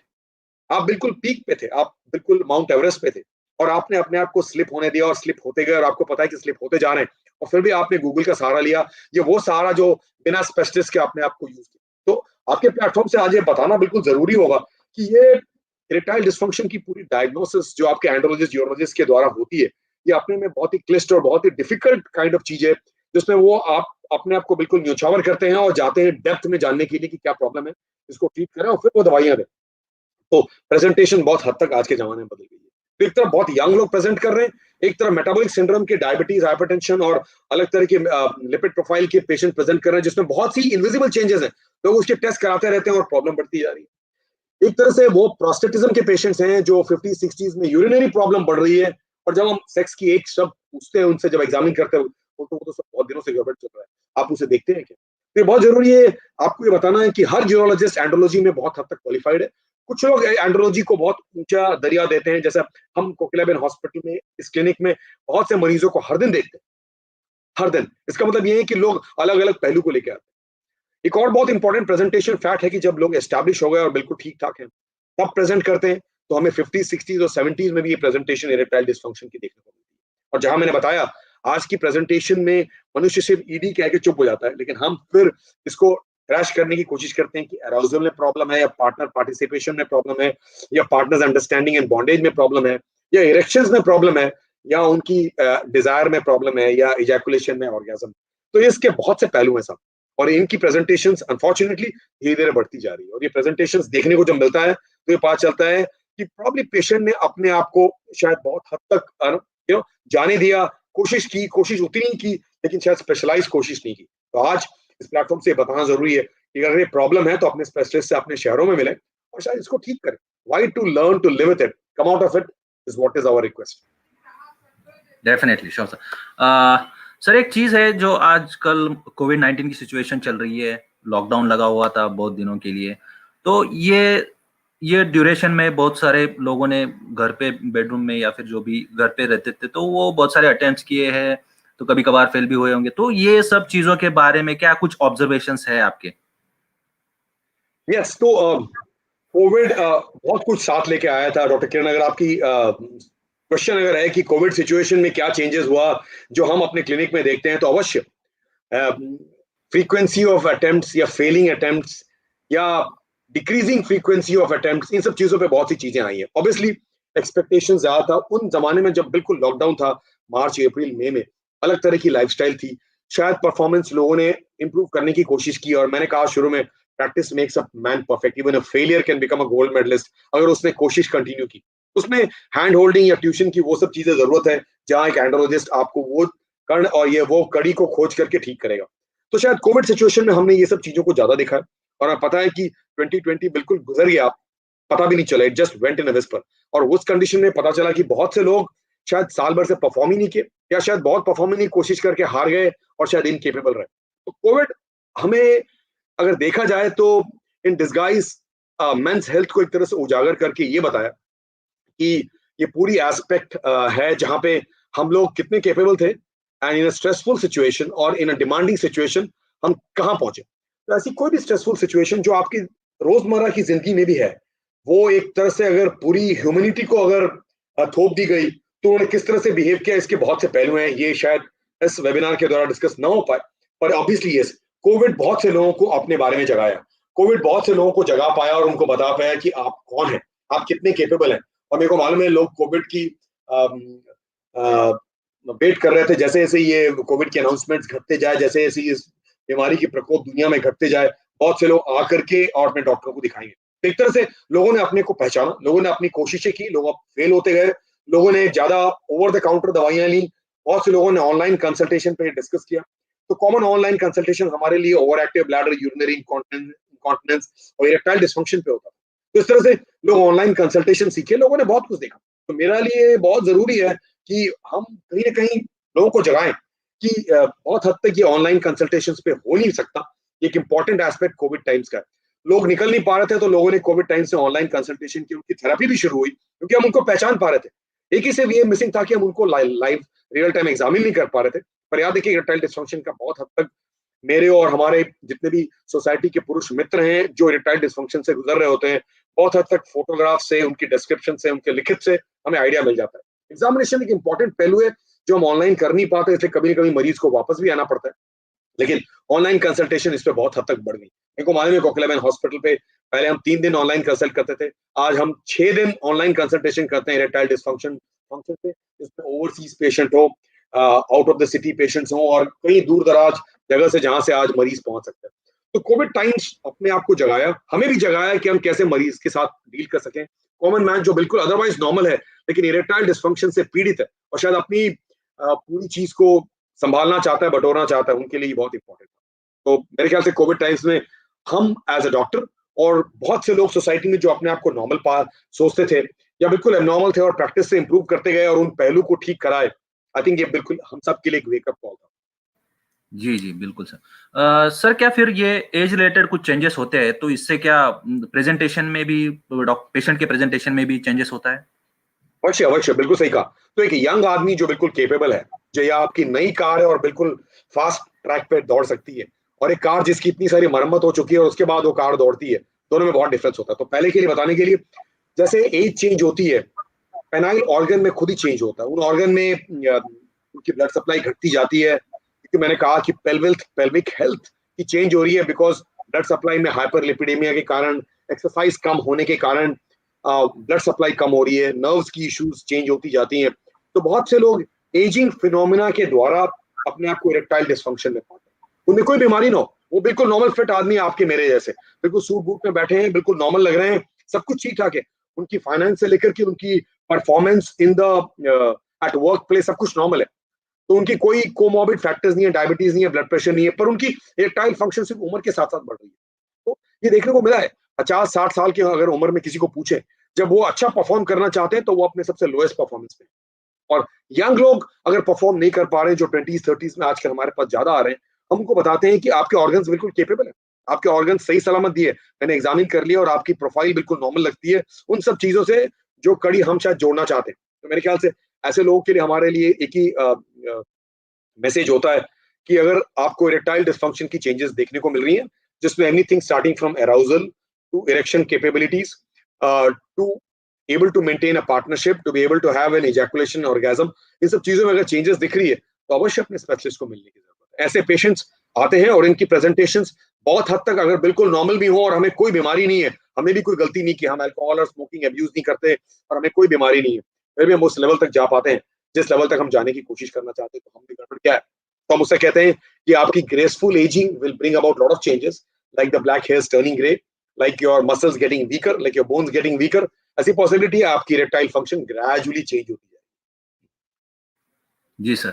सर ये डायबिटिक पेशेंट्स हो गए, कुछ जो पेशेंट्स कुछ एंटी हाइपरटेंसिव ड्रग्स लेते हैं, एंटी साइकोटिक ड्रग लेते हैं, तो क्या इन लोगों के प्रेजेंटेशन में और एक्सपेक्टेशन में कुछ डिफरेंस रहता है? बहुत बढ़िया। डॉक्टर साहब, ये शायद आपका सबसे स्ट्रॉन्गेस्ट क्वेश्चन है आज के जमाने में। इस स्ट्रेसफुल एनवायरनमेंट में जहां क्वालिटी ऑफ लाइफ डिजीजेस में इतनी सी चेंजेस हो रही हैं, ब्लड प्रेशर और डायबिटीज जो बिल्कुल बढ़ाव पे है, बिकॉज हम अपने आप को पहचानते तो हैं पर अपने आप को उसमें झोंकते नहीं है जिसमें हम अपने आप को एक्सरसाइज करके और अपनी फिजिकल कैपेबिलिटी को बढ़ाते रहें और अपनी लाइफस्टाइल को संभालें। डायबिटीज और ब्लड प्रेशर की बीमारी ने हमें तंग कर रखा है। ये एक तरह से किडनी फेलियर तक ले जाती है लॉन्ग टर्म में, और प्रोग्रेसिव टर्म में ये हमारी इरेक्टाइल फंक्शन को गड़बड़ करती है। ब्लड प्रेशर अपने में नहीं, और एंटी हाइपरटेंसिव ड्रग्स, तो इसमें आपने जो कुछ कहा, एंटी साइकोटिक्स, एंटी हाइपरटेंसिव्स, और एक हद तक बहुत सी दवाइयां हैं जो दवाइयों के कारण भी इरेक्टाइल फंक्शन में गड़बड़ हो सकती है, इरेक्टाइल डिसफंक्शन होता है। बहुत बार हम उन दवाइयों की गवेषणा करते हैं, उन दवाइयों को भी समझते हैं और उन दवाइयों को चेंज कराने की कोशिश करते हैं। डायबिटीज डायबिटीज डायबिटीज डायबिटीज उस तरह की बीमारी है जिसमें बहुत से ऑर्गन्स की एंड ऑर्गन चेंजेस होती है। मिसाल के तौर पे आंखों में डायबिटिक रेटिनोपैथी होती है और रोशनी घटती जाती है धीरे धीरे, जो 10-15 साल की डायबिटीज के बाद होता है। किडनी में चेंज होती है जिसमें किडनी के फंक्शन गड़बड़ होती जाती है और आप क्रिएटिन के द्वारा मिलते हुए अपने नेफ्रोलॉजिस्ट के पास जाते हैं जिसमें आपकी क्रिएटिन बढ़ती जा रही है, एंड ऑर्गन की तरफ जा रही है, और किडनी फेलियर होना बहुत दुख की बात है। अगर डायबिटीज और ब्लड प्रेशर दोनों है तो किडनी को बहुत ज्यादा हथौड़ा है, चोट लग रही है, जिससे वो, इसलिए आपको डायबिटीज और ब्लड प्रेशर दोनों बहुत मैनेज करना है। डायबिटीज ब्लैडर को चोट पहुंचाती है, और हमने कभी डिस्कस किया था आपके यूट्यूब चैनल पे, अंडर एक्टिव ब्लैडर जिसमें ब्लैडर की एक्टिविटी और कॉन्ट्रैक्शन घटती जा रही है, वो है। सिमिलरली इरेक्टाइल डिस्फंक्शन डायबिटीज की एक तरह की अकॉम्पेनिमेंट है। उन लोग जो डायबिटिक हैं और बहुत यंग डायबिटिक है, उनकी इरेक्टाइल फंक्शन जो है वो ग्रेजुअली बहुत जल्दी घटती जाती है। वो लोग अपनी इरेक्टाइल डिस्फंक्शन पे जूझते रहते हैं, उनके लिए दवाइयां शायद काम नहीं आती है। तो डायबिटिक लोगों के लिए बहुत इंपॉर्टेंट ये है कि अगर आप डायबिटिक हैं, अनकंट्रोल्ड हैं, लॉन्ग स्टैंडिंग डायबिटिक है, अगर आप डायबिटिक और स्मोकर भी हैं, डायबिटिक और हाइपरलिपिडीमिया और आपकी लिपिड प्रोफाइल गड़बड़ है, तो आपके दुश्मन अनेक है। ऐसे कंडीशन में आपको अपने एंड्रोलॉजिस्ट को टाइम पे मिलने की जरूरत होती है, बिकॉज बाकी फंक्शंस आपको दिखे नहीं, और आपकी मेल फंक्शन बहुत जल्दी घटती जाती है और बहुत प्रोग्रेसिवली घटती है, बहुत सीरियसली डिप करती है। ऐसे कंडीशन में आपके डायबिटीज का कंट्रोल एक तरफ हो जो गड़बड़ है, आपकी स्टेज माइग्रेशन बहुत फास्ट होती है। कोई नॉर्मल पुरुष जिसको डायबिटीज और हाइपरटेंशन नहीं है, उनकी जो स्टेज माइग्रेशन है, जैसा आपने पहले क्वेश्चन में पूछा था, एज रिलेटेड चेंजेस होती है, और उन चेंजेस को मैनेज करने के लिए हम लाइफस्टाइल में चेंज तो लाते ही लाते हैं, पर साथ ही हम उनकी फंक्शंस को इंप्रूव करने के लिए सपोर्टिव मेडिसिन और क्यूरेटिव मेडिसिन दे पाते हैं, क्यूरेटिव थेरेपी तक ले जाते हैं। लेकिन डायबिटिक लोगों में क्यूरेटिव थेरेपी जाने के लिए हमें शायद स्टेप्स को जंप करना पड़ सकता है। शायद हर कोई एक ट्रीटमेंट से ठीक नहीं हो पाएगा, शायद उनको वो ट्रीटमेंट ठीक नहीं करेगा जो शायद उनके नॉन डायबिटिक मित्रों में काम आता है। ये बहुत इंपॉर्टेंट है ये समझना कि दो अलग अलग पेशेंट होते हैं।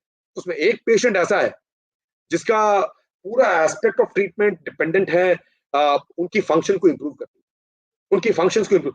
दूसरा पेशेंट वो है जिनकी फंक्शंस को हम इंप्रूव नहीं कर पाएंगे बिकॉज प्रोग्रेसिवली इरिवर्सिबल चेंज हो गया। डायबिटीज वो लाता है, स्मोकिंग भी वही लाता है। स्मोकिंग और डायबिटीज दो ऐसे दुश्मन है जो आपकी पेनाइल ऑर्गन में इरिवर्सिबल चेंजेस लाता है, जहां वो स्पंजी टिश्यू जो कॉर्पोरा कैवर्नोसा है, उनकी ब्लड सप्लाई घटती जाती है, तो आप में उतना ब्लड आ ही नहीं पाता कि आपकी इरेक्शन उतनी हार्ड और रिजिड हो और ग्रेड 4 इरेक्शन हो। तो अभी कॉजेस के बारे में बात ही कर रहे थे, तो क्या सर एक बात और आपसे जानना चाहेंगे कि न्यूरोलॉजिकल कॉजेस और इरेक्टाइल डिसफंक्शन। बहुत इंपॉर्टेंट, बहुत इंपॉर्टेंट।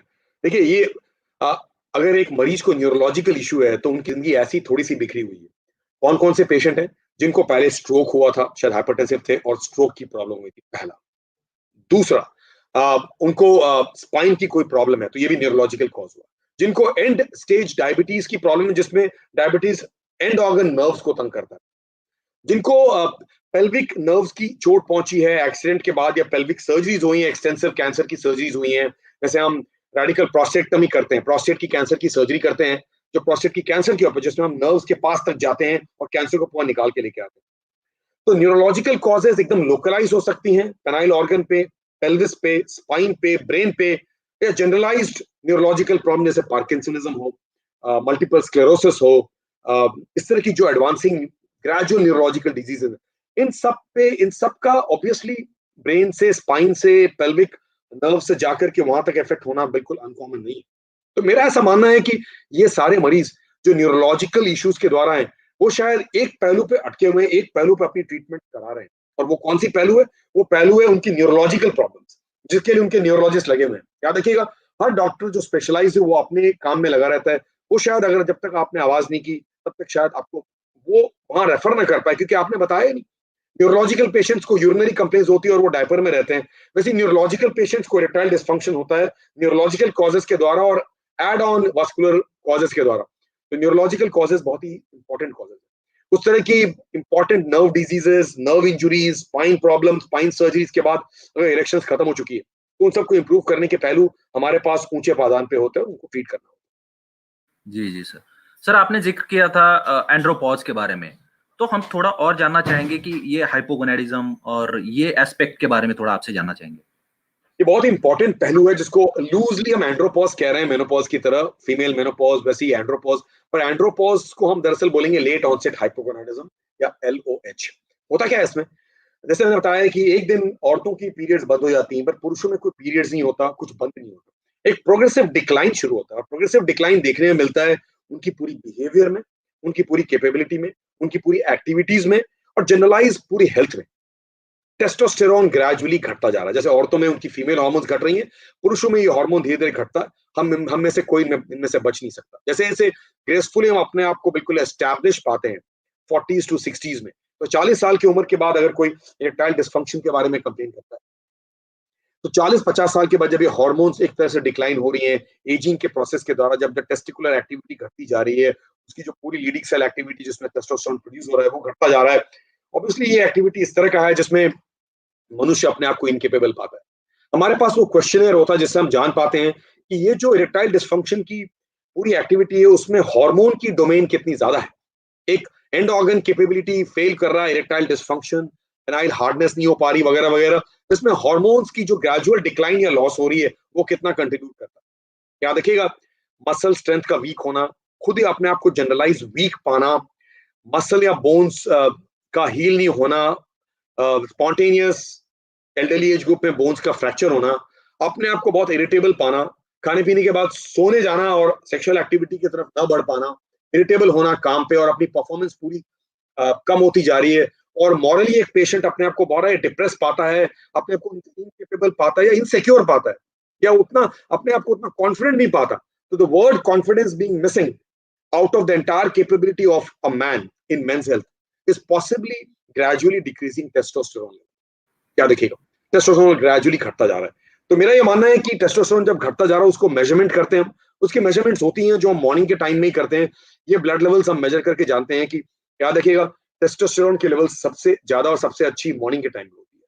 सो 5 से 9 बजे के बीच में जो हम ब्लड लेवल्स टेस्ट करते हैं टोटल टेस्टोस्टेरोन और फ्री टेस्टोस्टेरोन का, वो हमें सिर्फ एक ब्लड लेवल बताता है, पर उसकी बायो अवेलेबिलिटी कितनी है, जो आपके बॉडी में इफेक्टिव हो रहा है, वो आपके डॉक्टर आपकी बातचीत से और उस टेस्टोस्टेरोन के लेवल से आइडेंटिफाई करते हैं। तो सिर्फ ब्लड की रिपोर्ट की ट्रीटमेंट नहीं हो रही है, एक पुरुष को आइडेंटिफाई करने के लिए कि वो so called late onset hypogonadism के थ्रू गुजर रहे हैं। एक तरह का क्वेश्चनर होता है, एक तरह का एडम क्वेश्चनर होता है, जिस क्वेश्चनर में हम जाते हैं कि आपको लग रहा है कि आप बहुत कमजोर हैं, आपको लगता है कि आप बहुत इरिटेबल हो रहे हैं, आपकी परफॉर्मेंस क्या घटती जा रही है, आपकी अर्ली मॉर्निंग इरेक्शंस क्या नहीं है या एब्सेंट हो रहे हैं या इनफ्रीक्वेंट हो गए compare too early morning erections, जो बहुत इंपॉर्टेंट मार्कर है उनकी पूरी हार्मोन की सर्किट का। आप क्या इरिटेबल हो रहे हैं, आप क्या परफॉर्मेंस से घबराते हैं, क्या आपकी कॉन्फिडेंस कम होती जा रही है, ये जो क्वेश्चंस मैंने पूछा आपको अभी, ये क्वेश्चंस एक हार्मोन प्रोफाइल के बारे में बताता है, ये उन टेस्टोस्टेरोन की डिक्लाइनिंग एक्टिविटी के बारे में बताता है। और अगर ये घटता जा रहा है तो अवश्य इस तरफ टेस्टोस्टेरोन रिप्लेसमेंट थेरेपी, एब्यूज या सुप्रा फिजियोलॉजिकल थेरेपी की जरूरत नहीं है। तो पुरुषों में ये होगा, अगर पुरुषों की कमजोरी आ रही है और इनर्ट वीकनेस आ रही है 50-60s में, तो याद रखिएगा वो अमर रहने वाले नहीं है, उनकी भी जो कमजोरी है उनकी बॉडी से रिलेटेड है, और ये बहुत ही इंपॉर्टेंट है कि हम इसे आगे बढ़ने की कोशिश करेंगे। जी, बिल्कुल सर। सर हम थोड़ा आपसे थेरेपी के बारे में भी जानना चाहेंगे। तो क्या सर ये एक ही तरह का ट्रीटमेंट सब लोगों के लिए फिट होता है, या फिर आपका अनुभव क्या है कि 20s, 30s, 60s के पेशेंट्स के बारे में कैसे ट्रीट करोगे आप? सो पेशेंट्स अलग उम्र पे अलग तरह की प्रॉब्लम लेके आते हैं। फॉर एग्जांपल 20s 30s में बहुत हद तक माइंड गेम चल रहा होता है, जबकि उनके ऑर्गन्स बिल्कुल एनाटॉमिकली केपेबल हैं, compare to 50s 60s 70s में, जहां पे बहुत से सिस्टमिक डिजीज है जैसे diabetes, blood pressure, spinal issues, pelvic health issues, कोई नर्व की इश्यूज वगैरह वगैरह अपने आप को तंग कर रही होगी। तो 20s 30s में, 40s में हम अलग तरह का अप्रोच लगाते हैं, और 50s 60s 70s में जरा अप्रोच अलग होगा। अप्रोच ये भी होगा कि आपकी एंड ऑर्गन इरिवर्सिबिलिटी कितनी हो चुकी है। अगर किसी को 20 साल से डायबिटीज है और 10 साल से परफॉर्म नहीं किया या 5 साल से परफॉर्म नहीं कर पा रहे या अर्ली मॉर्निंग इरेक्शन नहीं है, तो बहुत हद तक ऑर्गन में इरिवर्सिबिलिटी हो चुकी है, कंपेयर टू वो आदमी जो बिल्कुल यंग और फिट है और शायद अपनी गाड़ी ड्राइव करके हॉस्पिटल आया है और काम करता है सातों दिन और ट्रैवल करता है और अपने आप को कभी कभी गड़बड़ पाता है, जो कभी कभी गड़बड़ अब हर दिन ही गड़बड़ होती जा रही है। एक तरह का प्रोग्रेसिव डिक्लाइन है। इनमें ट्रीटमेंट अलग तरह से होगा बिकॉज इनकी कोई शायद अलग से कोई फैक्टर्स नहीं होंगी। तो पूरा ये ट्रीटमेंट मैंने कहा था एक ब्रूम स्टिक से नहीं है। एक तरफ तो उनको काउंसिल करना दंपति को और समझाना, दूसरी तरफ दवाइयों का सहारा लेना, जो दवाइयां इरेक्शंस को इंप्रूव करने के लिए, अराउजल को इंप्रूव करने के लिए है, आपकी कैपेबिलिटी को इंप्रूव करने के लिए, आपके इरेक्शंस को होल्ड करने के लिए इंप्रूव करने के लिए, आपकी इजैकुलेशन को जल्दी ना आने की इंप्रूव करने के लिए। तो इरेक्टाइल डिस्फंक्शन के इतने सारे जो पहलू हैं, जिस पहलू में एक या दूसरा एस्पेक्ट गड़बड़ होता जा रहा है एंड फाइनली हार्डनेस जो गड़बड़ होता जा रहा है, इन सब चीजों को ट्रीट करने के लिए एक तरफ दवाइयां होती हैं, एक तरफ इंजेक्शन होता है, एक तरफ शायद कुछ ऑपरेशन या सर्जरी होती है। तो हमें देखना होता है कौन हमारी स्कोरिंग चार्ट में कितना आगे बढ़ चुका और कितना बॉर्डर पास करके जंगल में जा चुका है, उन्हें कैसे खींच के वापस लेके आए। तो एस्पेक्ट ये है कि ट्रीटमेंट को पहले तो डायग्नोज करना है, डायग्नोज करके देखना है कि किनको क्या फिट करता है। बहुत बार हम बोलेंगे कि आप लायक नहीं हो और शायद एग्जाम में फेल कर जाओगे, और पता चला कि बहुत basic therapy, counselling, participation, activity and progression में उनको हम पार्टिसिपेट कराते कराते परफेक्ट बना दें। और बहुत बार बहुत कम दवाइयों से काम नहीं चलती, तो पता चलता है कि हमने तो इनको मिठाई दी और इनको नमकीन क्यों लगा। मतलब गड़बड़ मिठाई में नहीं है, गड़बड़ इनमें है। तो शायद ये दवाई नहीं, अलग या अलग अप्रोच पे जाना पड़ेगा। तो एल्गोरिथमिक अप्रोच वो होता है जिसमें हम एकदम स्ट्रेट फिट फर्टाइल हेल्दी आदमी को देख रहे हैं यंग एज में, जिनकी एनाटॉमी नॉर्मल है, कंपेयर टू जो हार्मोन और न्यूरोलॉजिकल चेंजेस के साथ स्ट्रेसफुल लाइफ जी रहे हैं, कंपेयर टू वो लोग जिनकी एंड ऑर्गन डिजीजेस हो रही हैं, जिसमें पेरोनी डिजीज आता है, जिसमें फाइमोसिस है जो इरेक्टाइल डिस्फंक्शन कर सकता है। फाइमोसिस वो है जिसमें स्किन बिल्कुल पीछे जाती ही नहीं, और ये बहुत कॉमन चीज है। हमने अगर इस पर डिस्कस नहीं किया तो एक शब्द में बताने की जरूरत होगी कि बहुत से पुरुष आते हैं यंग एज में, यंग एज की प्रेजेंटेशन में ये अगर मैंने मिस किया है, तो यंग पेशेंट्स आते हैं 20s 30s में, उनकी शादी होने वाली, उनकी शादी हो चुकी है, नॉर्मल कंडीशन में शायद प्रेप्यूस रिट्रैक्ट होता है, लेकिन जैसे ही इरेक्शन होता है वो प्रेप्यूस मूव नहीं करता, वो प्रेप्यूस टाइट लगता है। एक तरह की पूरी मेंटल इंस्टेबिलिटी है कि अगर ये करें तो दर्द होगा। तो अगर पेनफुल इरेक्शन है, इरेक्शंस पेनफुल है बिकॉज वहां पे इन्फ्लेमेशन है, वहां स्किन बहुत टाइट है, या पेनाइल बेंड या कर्वेचर है जो पेनफुल होता है, यानी इसमें एक तरह की पेन रहती है इरेक्शन के समय या बिना इरेक्शन के समय, तो शायद इरेक्टाइल डिस्फंक्शन बहुत कॉमन है।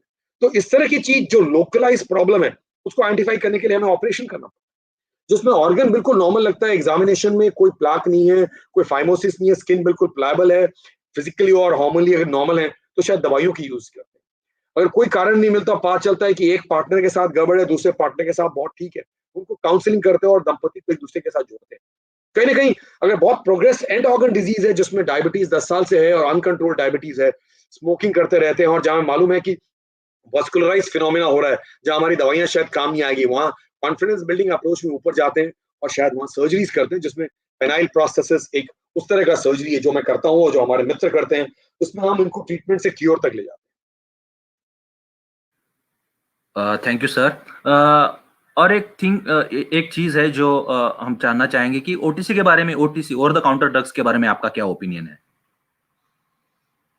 ओवर द काउंटर ड्रग्स मेरे ख्याल से एक इतना अच्छा पहलू नहीं होगा। हम आज किन लोगों के साथ बात कर रहे हैं? हम उन श्रोताओं के साथ बात कर रहे हैं जो शायद सोसाइटी में बिल्कुल नॉर्मल लोग हैं, जो शायद नीडी हैं और इरेक्टाइल फंक्शन की गड़बड़ के कारण इरेक्टाइल डिस्फंक्शन के आज एम्बेसडर्स हैं, जो शायद इस माध्यम से अपने मित्र को, अपने रिलेटिव्स को और अपने को, और जो भी लेडीज ये वॉच कर रही हैं अपने पार्टनर्स को, शायद बता पाएंगी कि ये जो प्रॉब्लम है, इस प्रॉब्लम की ट्रीटमेंट अवेलेबल है। तो कोई भी प्रॉब्लम की ट्रीटमेंट के लिए हमें उस डॉक्टर के पास जाना है। अगर हमारा कार पंक्चर हो गया तो हमें उस डॉक्टर के पास जाना जो कार का पंक्चर ठीक करता है। अगर हमारे बाल बहुत लंबे हो गए तो हम उस डॉक्टर के पास जाना जिसे बार्बर कहते हैं और अपने हमें बालों को बिल्कुल सही सपोर्ट करता है। वैसे ही ओवर द काउंटर ड्रग्स आप जाकर के किससे ले रहे हैं, किसके पास जाकर के आप क्या दवाइयां ले रहे हैं? तो ओवर द काउंटर ड्रग्स तभी आपके लायक होगा जब आपको ड्रग्स के बारे में मालूम है, जब आपको डॉक्टर ने बताया है कि क्या दवाइयां लेनी है, वो ऑनलाइन कंसल्टेशन में उन्होंने आपको बताया। Otherwise over the counter drugs, और आज जिस तरह की ड्रग्स की बढ़ती मार्केट है जिसमें हमें पता नहीं कि ड्रग्स के इंग्रेडिएंट क्या है, उस तरह के दवाई लेना और एक्सपेक्ट करना कि आप ठीक हो जाएंगे, शायद आप अपने प्रॉब्लम से दूर भाग रहे हैं, शायद उस प्रॉब्लम को प्रोग्रेस करने दे रहे हैं। तो मेरा ये पूरा एस्पेक्ट कि ओवर द काउंटर ड्रग्स लेना इस डिजीज में डॉक्टर किरण, जिसमें डायग्नोज करना एक एंड्रोलॉजिस्ट के लिए डिफिकल्ट है, जिसमें उसे सब कुछ हिस्ट्री में निचोड़ के निकालना पड़ता है, फिर इसकी कोई बहुत मेजर टेस्ट नहीं होती, इस टेस्ट के द्वारा आप सचमुच डायग्नोज कर लेंगे। अदर देन वास्कुलर एनोमलीज, जहाँ पे ब्लड फ्लो कम है और जहाँ पे हम ब्लड फ्लो की प्रॉब्लम पेनाइल डॉक्टर से पकड़ लेते हैं, कोई बहुत बड़े टेस्ट नहीं बने जिसमें हम डायग्नोज कर लेंगे कि इनकी इरेक्टाइल डिस्फंक्शन इसके कारण है और इनकी इसके कारण है। हम बहुत हद तक वार्तालाप पे, डिस्कशन पे, एक तरह की साझेदारी और फ्रेंडशिप और पार्टनरशिप पे एक पेशेंट को आइडेंटिफाई करते हैं, उनको उन दवाइयों पे डालते हैं जो हमारी एक्सपीरियंस के द्वारा और हमारी ट्रेनिंग के द्वारा हमें उस लेवल पे ले गया। तो ओवर द काउंटर ड्रग्स के मैं अगेंस्ट नहीं हूँ, लेकिन मैं बोलूंगा ये प्रथा क्यों, ये प्रथा जिसमें आप अपने आप इतने बड़े गूगल डॉक्टर हैं, अपने पढ़े लिखे हैं, अपने सही डॉक्टर के पास जाकर के ट्रीटमेंट कराएं, क्योंकि इस तरह की प्रॉब्लम जो क्वालिटी ऑफ लाइफ डिजीज जिसमें आप पहले ही जूझ रहे हैं, उसमें क्या आप अपने हेल्थ को इस तरह छोड़ देंगे जिसमें आप ओवर द काउंटर किसी अनक्वालिफाइड आदमी की एस्पेक्ट पे कोई भी दवाई खरीद करके किस डोज पे खाना है, कैसे खाना है, कब खाना है और कब बंद करना है, ये पता नहीं है। सो ओटीसी ऐसी चीजों के लिए नहीं है। तो आज के जमाने में बहुत सी चेंजेस हो चुकी हैं। हम मेडिकल पर्व्यू और हिपोक्रेटिक ओथ में वो बताएंगे जो शायद एक पेशेंट के लिए जरूरी है। जी जी बिल्कुल सर। सर एक आखिरी सवाल आपसे पूछना चाहूंगा, क्या ये अभी आजकल जो रिसेंटली जो अवेलेबल थेरेपीज है या फिर कुछ नए इंट्रोडक्शन हुए हैं थेरेपीज में, या क्या एस्टेब्लिश थेरेपीज के बारे में क्या कहेंगे? थेरेपी इरेक्टाइल डिस्फंक्शन के लिए बहुत ही ब्रॉड बेस्ड थेरेपी है डॉक्टर किरण, हमने इस पे पिछले घंटे भर में डिस्कस की, और उसको अगर मैं संक्षेप में आपको अगर समराइज करूं तो पहला ये होगा कि इरेक्टाइल डिस्फंक्शन की डायग्नोसिस आपके एंड्रोलॉजिस्ट ने किया। उन्होंने देखा किस पहलू की प्रॉब्लम है, ये न्यूरोलॉजिकल है कि वास्कुलर है कि पेनाइन ऑर्गन की कैपेबिलिटी की लॉस है, वगैरह वगैरह। या आइडेंटिफाई करने के बाद ट्रीटमेंट की जो पहलू होते हैं उस पर हम आज बहुत हद तक रिलाई करते हैं ओरल मेडिसिन पे जो अवेलेबल है, जिसकी राइट डोजेजेस की जरूरत है। ऐसा नहीं कि एग्जाम कल है तो आज हमने पढ़ाई की तो कल एग्जाम पास हो जाएंगे। ऐसा नहीं कि हमने एक पिल खा ली तो कल हम केपेबल हो जाएंगे और परसों के बारे में भूल जाएंगे। हम इनकेपेबल होते जा रहे हैं, और तभी हमने बहुत हिचकिचाहट के बाद बहुत सोच साच करके फिर हम अपने एंड्रोलॉजिस्ट के पास गए। तो ऑब्वियसली ये बहुत जरूरी होगा हमारे लिए, हम उन दवाइयों के बारे में जानें जो आपके एंड्रोलॉजिस्ट आपको ट्रीटमेंट करते हैं। तो हार्मोन्स की एक रिप्लेसमेंट की एक एस्पेक्ट है, जितने भी फॉस्फोडाइस्टरेज इनहिबिटर हैं उनमें कौन सी दवाई आपको फिट सूट करती है, कौन सी डोज सूट करती है और किस पहलू पे किस तरह की डोजेज पे आपको रखेंगे, वो एक इंपॉर्टेंट एस्पेक्ट है। तीसरा, ऐसे कौन से पेशेंट्स हैं जिनको इन थेरेपी से शायद काम नहीं चलेगा, और मैंने बताया कि बहुत से लोग आते हैं बिल्कुल एंड ऑर्गन इंजुरी के बाद, कोई एक्सीडेंट के बाद जिसमें नर्व और वेसल्स की इंजरी हो चुकी है, इस तरह कोई ऊपर से गिर गया और चोट लग गया और किस तरह की सर्जरीज हुई लेकिन इरेक्टाइल फंक्शन खत्म हो गई, किसी का फ्रैक्चर पेनिस था और उसके बाद इरेक्शन बिल्कुल ही खत्म हो गया, किसी का इंजुरी इस तरह का था जिसमें ऑर्गन की इंजुरी थी, यूरिनरी पाइप की इंजुरी थी, किसी ने रेडिकल प्रोस्टेक्टोमी की, प्रोस्टेट की सर्जरी कराई और उसके बाद इरेक्टाइल फंक्शन बिल्कुल खत्म हो गया, जहां हम बाहर से नर्व्स को टच कर देते हैं, टच करना पड़ता है, नर्व्स तक इन्वॉल्व रहती हैं। तो इन लोगों के लिए जो ट्रीटमेंट है वो उस लेवल की है जहां पे हम इंजेक्टेबल थेरेपी ट्राई करते हैं, जहां पे हम पेनाइल प्रोसेस ट्राई करते हैं। अगर आप उस गवेषणा को देखें तो आज के लेवल पे final therapy refractive erectile dysfunction के लिए शायद एक पेनाइल प्रोस्थेसिस होगा, जिसपे हम सातों दिन लगे हुए हैं, जिसमें लोगों को काउंसिल करते हैं, उनको ट्रीट करते हैं, ऑपरेट करते हुए हम पेनाइल शाफ्ट में उस तरह के प्रोस्थेसिस डालते हैं जिस प्रोस्थेसिस के द्वारा शायद इसकी ट्रीटमेंट हो सकती है। तो एक तरह की ये ट्रीटमेंट ही नहीं, क्योर हो सकती है। तो इसकी बहुत हद तक इफेक्ट आज आ रही है, और ये जरूरी है कि आपके माध्यम से समझाया जाए कि शायद पूरी ट्रीटमेंट की डिस्कशन हो नहीं पाएगी, लेकिन हर पुरुष को ये पता होना चाहिए कि अगर आप सब कुछ में केपेबल है तो ये एक चीज चेंज हो रही है और ये ग्रेसफुली चेंज हो रही है। अगर आपको ये चेंज दिखता है तो अपने एंड्रोलॉजिस्ट के पास अपने शहरों में टाइम पे जाने की जरूरत होगी, उनके पास वो सब कैपेबिलिटी होती है। बहुत से पेशेंट रेफर होकर यहाँ पे आते हैं जहां हम पेनाइल प्रोस्थेसिस की सर्जरी करते हैं, जहां हम उन पेनाइन सिलिकॉन रॉड्स डालते हैं या इन्फ्लेटेबल प्रोस्थेसिस डालते हैं, जिसके बाद उनकी इरेक्शन कैपेबिलिटी ट्रीटमेंट ही नहीं बिल्कुल क्योर तक जाती, वो अपने आप को केपेबल पाते हैं। तो ये 1-to-1 डिस्कशन होता है as to who deserves what, और उसको फिर हम उस तरह का पहलू देते हैं, उस तरह की सपोर्टिव और क्यूरेटिव थेरेपी देते हैं। So thank you sir, thank you so much. आज आपसे बहुत कुछ चीज़ें डिस्कस करने को और जानने को बहुत कुछ चीज़ें मिली। तो सर इफ यू अलाउ, अगर टाइम है तो can we take few questions, क्योंकि बहुत सारे क्वेश्चन चैट बॉक्स में आए हैं। कृपया कृपया कुछ जनरल क्वेश्चंस पे हम अवश्य गौर करना चाहते हैं। जी जी बिल्कुल सर। सर एक क्वेश्चन आया है कि क्या is both male and female orgasm और excitement is really matter for a long time erection?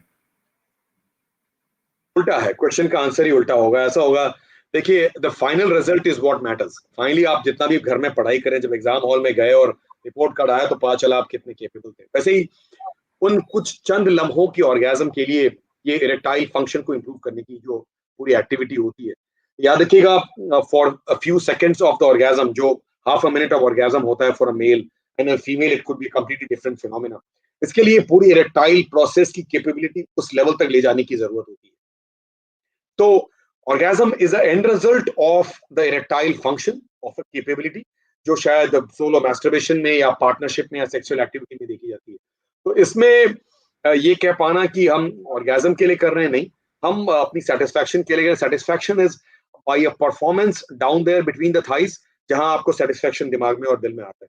तो ये अ, शायद कुछ लम्हों की जो ऑर्गेजम होती है, जो फाइनल रिजल्ट होती है, वो आपकी इरेक्टाइल फंक्शन की एक तरह की मेजरमेंट होती है। बहुत से लोग जो पोर होते हैं ऑर्गेजम में, जिसमें बहुत ही अर्ली ऑर्गेजम होता है या अर्ली इजैकुलेशन होता है ऑर्गेजम से जुड़ा हुआ टॉपिक, और बहुत ही ऑर्गेजम नहीं पहुंच पाते हैं, ऑर्गेजमिया होता है, ये अलग ही बहुत ही रिफ्रैक्टरी टॉपिक होता है। तो finally orgasm is related to an end result of a capable activity of erectile function, और इरेक्टाइल फंक्शन अगर ठीक ठाक है तो हम शायद पहलू या लास्ट तक पहुंच पाते हैं। जी जी बिल्कुल। सर, एक श्रोता हमारे जानना चाहते हैं कि क्या कुछ होम रेमेडीज है जो कि इरेक्शन टाइम को इंक्रीज करना चाहती है, कर सकती है? मेरे मेरे जानने में ऐसी कोई होम रेमेडी नहीं है, और हम होम रेमेडीज के द्वारा तो जनरलाइज आंसर नहीं दे पाएंगे। लेकिन ये बताना जरूरी है कि अगर आप अपने आप को फिट पाते हैं, देखिए ये पूरी पेल्विक हेल्थ की बात है। अगर आप होम रेमेडीज की बात कर रहे हैं, आप योगा कर रहे हैं, मेंटली आप शांत हैं और फिजिकली आप केपेबल हैं, तो ये सबसे बड़ी होम रेमेडी है। आप लोगों ने कोविड टाइम्स में योगा और आसन को इतना अप्लाई किया है और अपनी फिजिकल हेल्थ को अच्छी बढ़ाई है। तो पेल्विक हेल्थ का ये एक मार्कर है, ये मेंस हेल्थ का बैरोमीटर है, याद रखिएगा। बैरोमीटर या एंड रिजल्ट या report card of men's health is erectile function. तो आपकी इरेक्टाइल डिसफंक्शन अगर गड़बड़ होते जा रही है, मतलब ऑर्गन या पेल्विस जिसकी ब्लड सप्लाई और नर्व सप्लाई, ये दो चीजें बहुत ही इंपॉर्टेंट है। अगर आप बिल्कुल नॉर्मल है, तो आपकी पेल्विस की ब्लड सप्लाई और नर्व सप्लाई कैसे इंटैक्ट रहेगी? आपकी फिजिकल एक्टिविटी के द्वारा। तो वो सब आसन, फिजिकल एक्टिविटी, योगा आपकी पेल्विक हेल्थ को ब्लड सप्लाई देती है, जो धीरे धीरे एथेरोस्क्लेरोज ब्लड सप्लाई से घटती जाती है। देखिएगा जैसे हमारी उम्र बढ़ रही है, लिपिड प्रोफाइल बढ़ रही है, कोलेस्ट्रॉल गड़बड़ होता जा रहा है, बहुत से दूर दराज के जो ब्लड वेसल्स है जो डीप पेल्विस में और लिम्स में जा रहे हैं, जिसमें डायबिटीज भी ये प्रॉब्लम ऐड करता है, ब्लड सप्लाई घटती जाती है। वो ब्लड सप्लाई को मेंटेन करने के लिए आपकी फिजिकल एक्टिविटी, आपके योगा, आपके आसन, आपके एक्सरसाइजेस आपके हम काम के हैं। तो होम रेमेडी यही हुआ कि अपने आप को हेल्दी रखें, हेल्दी मेंटली और फिजिकली रखें, बिकॉज ये सारा कुछ माइंड से शुरू होता है। एक वो माइंड जो इसके बारे में सोचता नहीं और क्रिएटिव नहीं है, वो परफॉर्म नहीं कर पाएगा। जब सोचता है और क्रिएटिव और परफॉर्म करना चाहता है, फिर अगर पेल्विक ऑर्गन्स की वो हेल्थ नहीं है तो वो भी काम नहीं आएगा। तो होम रेमेडीज है to feel healthy and to be fit. तो ये दो चीजें इंपॉर्टेंट है और यही आपके लिए होम रेमेडी होगी। इसके सिवा कुछ खाने पीने से इरेक्टाइल फंक्शन इंप्रूव हो जाएगा, ऐसा देखा नहीं गया, ऐसा सिर्फ सोचा गया और ऐसा गूगल में पाया गया। So thank you so much sir. आज आपसे बात करके बहुत कुछ चीजें सीखने को और समझने को मिली। तो आज आपने आपके बिजी शेड्यूल से इतना टाइम निकाला, हमारे साथ इतनी बातचीत की, इसके लिए बहुत बहुत थैंक यू। और before wrapping up I would like to request you your concluding remarks please. Doctor Kiran, thank you so much. आपके क्वेश्चंस बहुत स्पॉन्टेनियस थे। बहुत अच्छा लगता है कि हम वो सब चीज कह पाते हैं आज जो हम अपने मरीजों के साथ एक कंसल्टेशन में जो उस तरह की दोस्ती होती है। कंसल्टेशन वो नहीं हो जाता है जहां हम इंटरोगेशन कर रहे हैं और एक पुलिस की तरह एक चोर से कुछ निकालने की कोशिश कर रहे हैं। इरेक्टाइल डिसफंक्शन एक बहुत ही इस तरह की इशू है जहां पे हमें सेंसिटिव होना पड़ेगा एज अ डॉक्टर। हम कोई सीटी स्कैन या एक्सरे अल्ट्रासाउंड नहीं देख रहे हैं, हम एक मरीज को लाइव देख रहे हैं। एक मरीज जो अपने आप को अदरवाइज नॉर्मल बताता है, लेकिन उनकी quality of life erectile dysfunction के साथ बहुत हद तक घट चुकी है। हमारा कर्तव्य होता है कि अगर हम ऐसे सब्जेक्ट को प्रैक्टिस कर रहे हैं as a urologist, as andrologist, जो हम यहाँ कोकिलाबेन धीरूभाई अंबानी हॉस्पिटल में करते हैं, जहाँ मरीज दूर दूर दराज से आते हैं, हमें मालूम है कि वो हर एस्पेक्ट में शायद बिल्कुल नॉर्मल होंगे, और शायद ये इरेक्टाइल फंक्शन उनके लिए बहुत बड़ी रोड ब्लॉक बन रही है। ऐसे लोगों को ये जगाना जरूरी होगा कि इस तरह का जो प्रोग्राम्स आपके माध्यम से हो पा रहा है, जिसमें लुपिन और कोकिलाबेन धीरूभाई अंबानी हॉस्पिटल की इस एस्पेक्ट को लोगों तक पहुंचाने की कोशिश कर रहे हैं और उनके सबसे रिलैक्स दिन में पहुंचाने की कोशिश कर रहे हैं, जिसको वो बाद में यूट्यूब पे वापस देख सकते हैं और सुन सकते हैं, अपने क्वेश्चंस पोस्ट कर सकते हैं। मेरा आखिरी कमेंट यही होगा कि अपना हेल्थ अपने हाथ में है। You are the master of your destiny and master of your health. Postponement is not an attitude आज के जमाने में। अगर कोई चीज पोस्टपोन करते हैं आप, तो मालूम है ये प्रोग्रेसिव चीज जो आपको और आपके पार्टनर को मालूम है, वो एक लेवल तक इतना पोस्टपोन हो जाएगा जहां वो इरिवर्सिबल हो जाएगा, और इरिवर्सिबिलिटी की ट्रीटमेंट उसके बाद शायद मेडिकल डोमेन में हर समय नहीं अवेलेबल होगी। तो मेरा ये हर समय रिक्वेस्ट होगा कि हम ये समझें और पहचानें कि हमारी प्रॉब्लम को अगर है तो टाइम पे बिल्कुल ट्रीटमेंट कराएं। कि आज की जो अवेयरनेस ड्राइव जो हम लोगों ने बिल्कुल इंटेंस आप तक पहुंचने की कोशिश की है, और हम शायद पहुंचते रहेंगे, जो हम कुछ हफ्तों तक आपके साथ जुड़े हुए हैं, आपके क्वेश्चंस हमें दिख रहे हैं, उन क्वेश्चंस को हम अपने तरीके से आंसर करेंगे। मेरा रिक्वेस्ट है, ओटीसी ड्रग्स आपके काम का नहीं है, होम रेमेडीज आपकी फिटनेस और आपकी मेंटल और फिजिकल फिटनेस के लिए है, आपकी पार्टनरशिप और आपका मेंटल बैलेंस आपके लिए बहुत इंपॉर्टेंट है। आपकी प्रॉब्लम के लिए आप अपने डॉक्टर को टाइम पे मिलें, और कहीं ना कहीं वो सारे एस्पेक्ट्स जिसमें ये कड़ी को जुड़नी चाहिए, अराउजल, डिजायर, इरेक्शंस और उनकी कैपेबिलिटी, पार्टनर पार्टिसिपेशन, परफॉर्मेंस, और उसके बाद ऑर्गेजम और इजैकुलेशन, ये पूरी जो चेन है, उस चेन में कोई भी लिंक ब्रेक ना होने पाए। तो जो लोग अपने आप को डायबिटिक आइडेंटिफाई करते हैं और डायबिटीज लॉन्ग स्टैंडिंग है, अनकंट्रोल्ड है, जो लोग स्मोकर्स हैं और उनकी इरेक्टाइल फंक्शन घटती जा रही है, उनको ये सब चीजों पे बहुत गौर करना पड़ेगा। स्मोकिंग को कम नहीं करना, बंद करना पड़ेगा। डायबिटीज को कंट्रोल नहीं करना है, बिल्कुल स्टेबल रखना पड़ेगा सालों साल आपको ठीक रहने के लिए। तो इन तरह की लाइफस्टाइल चेंजेस लाने से ही आपकी ये इंपॉर्टेंट लाइफस्टाइल चेंज शायद बिल्कुल ट्रीटमेंट की तरफ से क्योर की तरफ बढ़ पाए। हम आपके साथ जुड़े हुए हैं डॉक्टर किरण, और इस तरह के क्वेश्चंस जो आपने आज पूछा है वो शायद बिल्कुल नॉर्मल लोगों के क्वेश्चंस हैं। बिल्कुल sir, thank you so much sir for joining us for this today's session.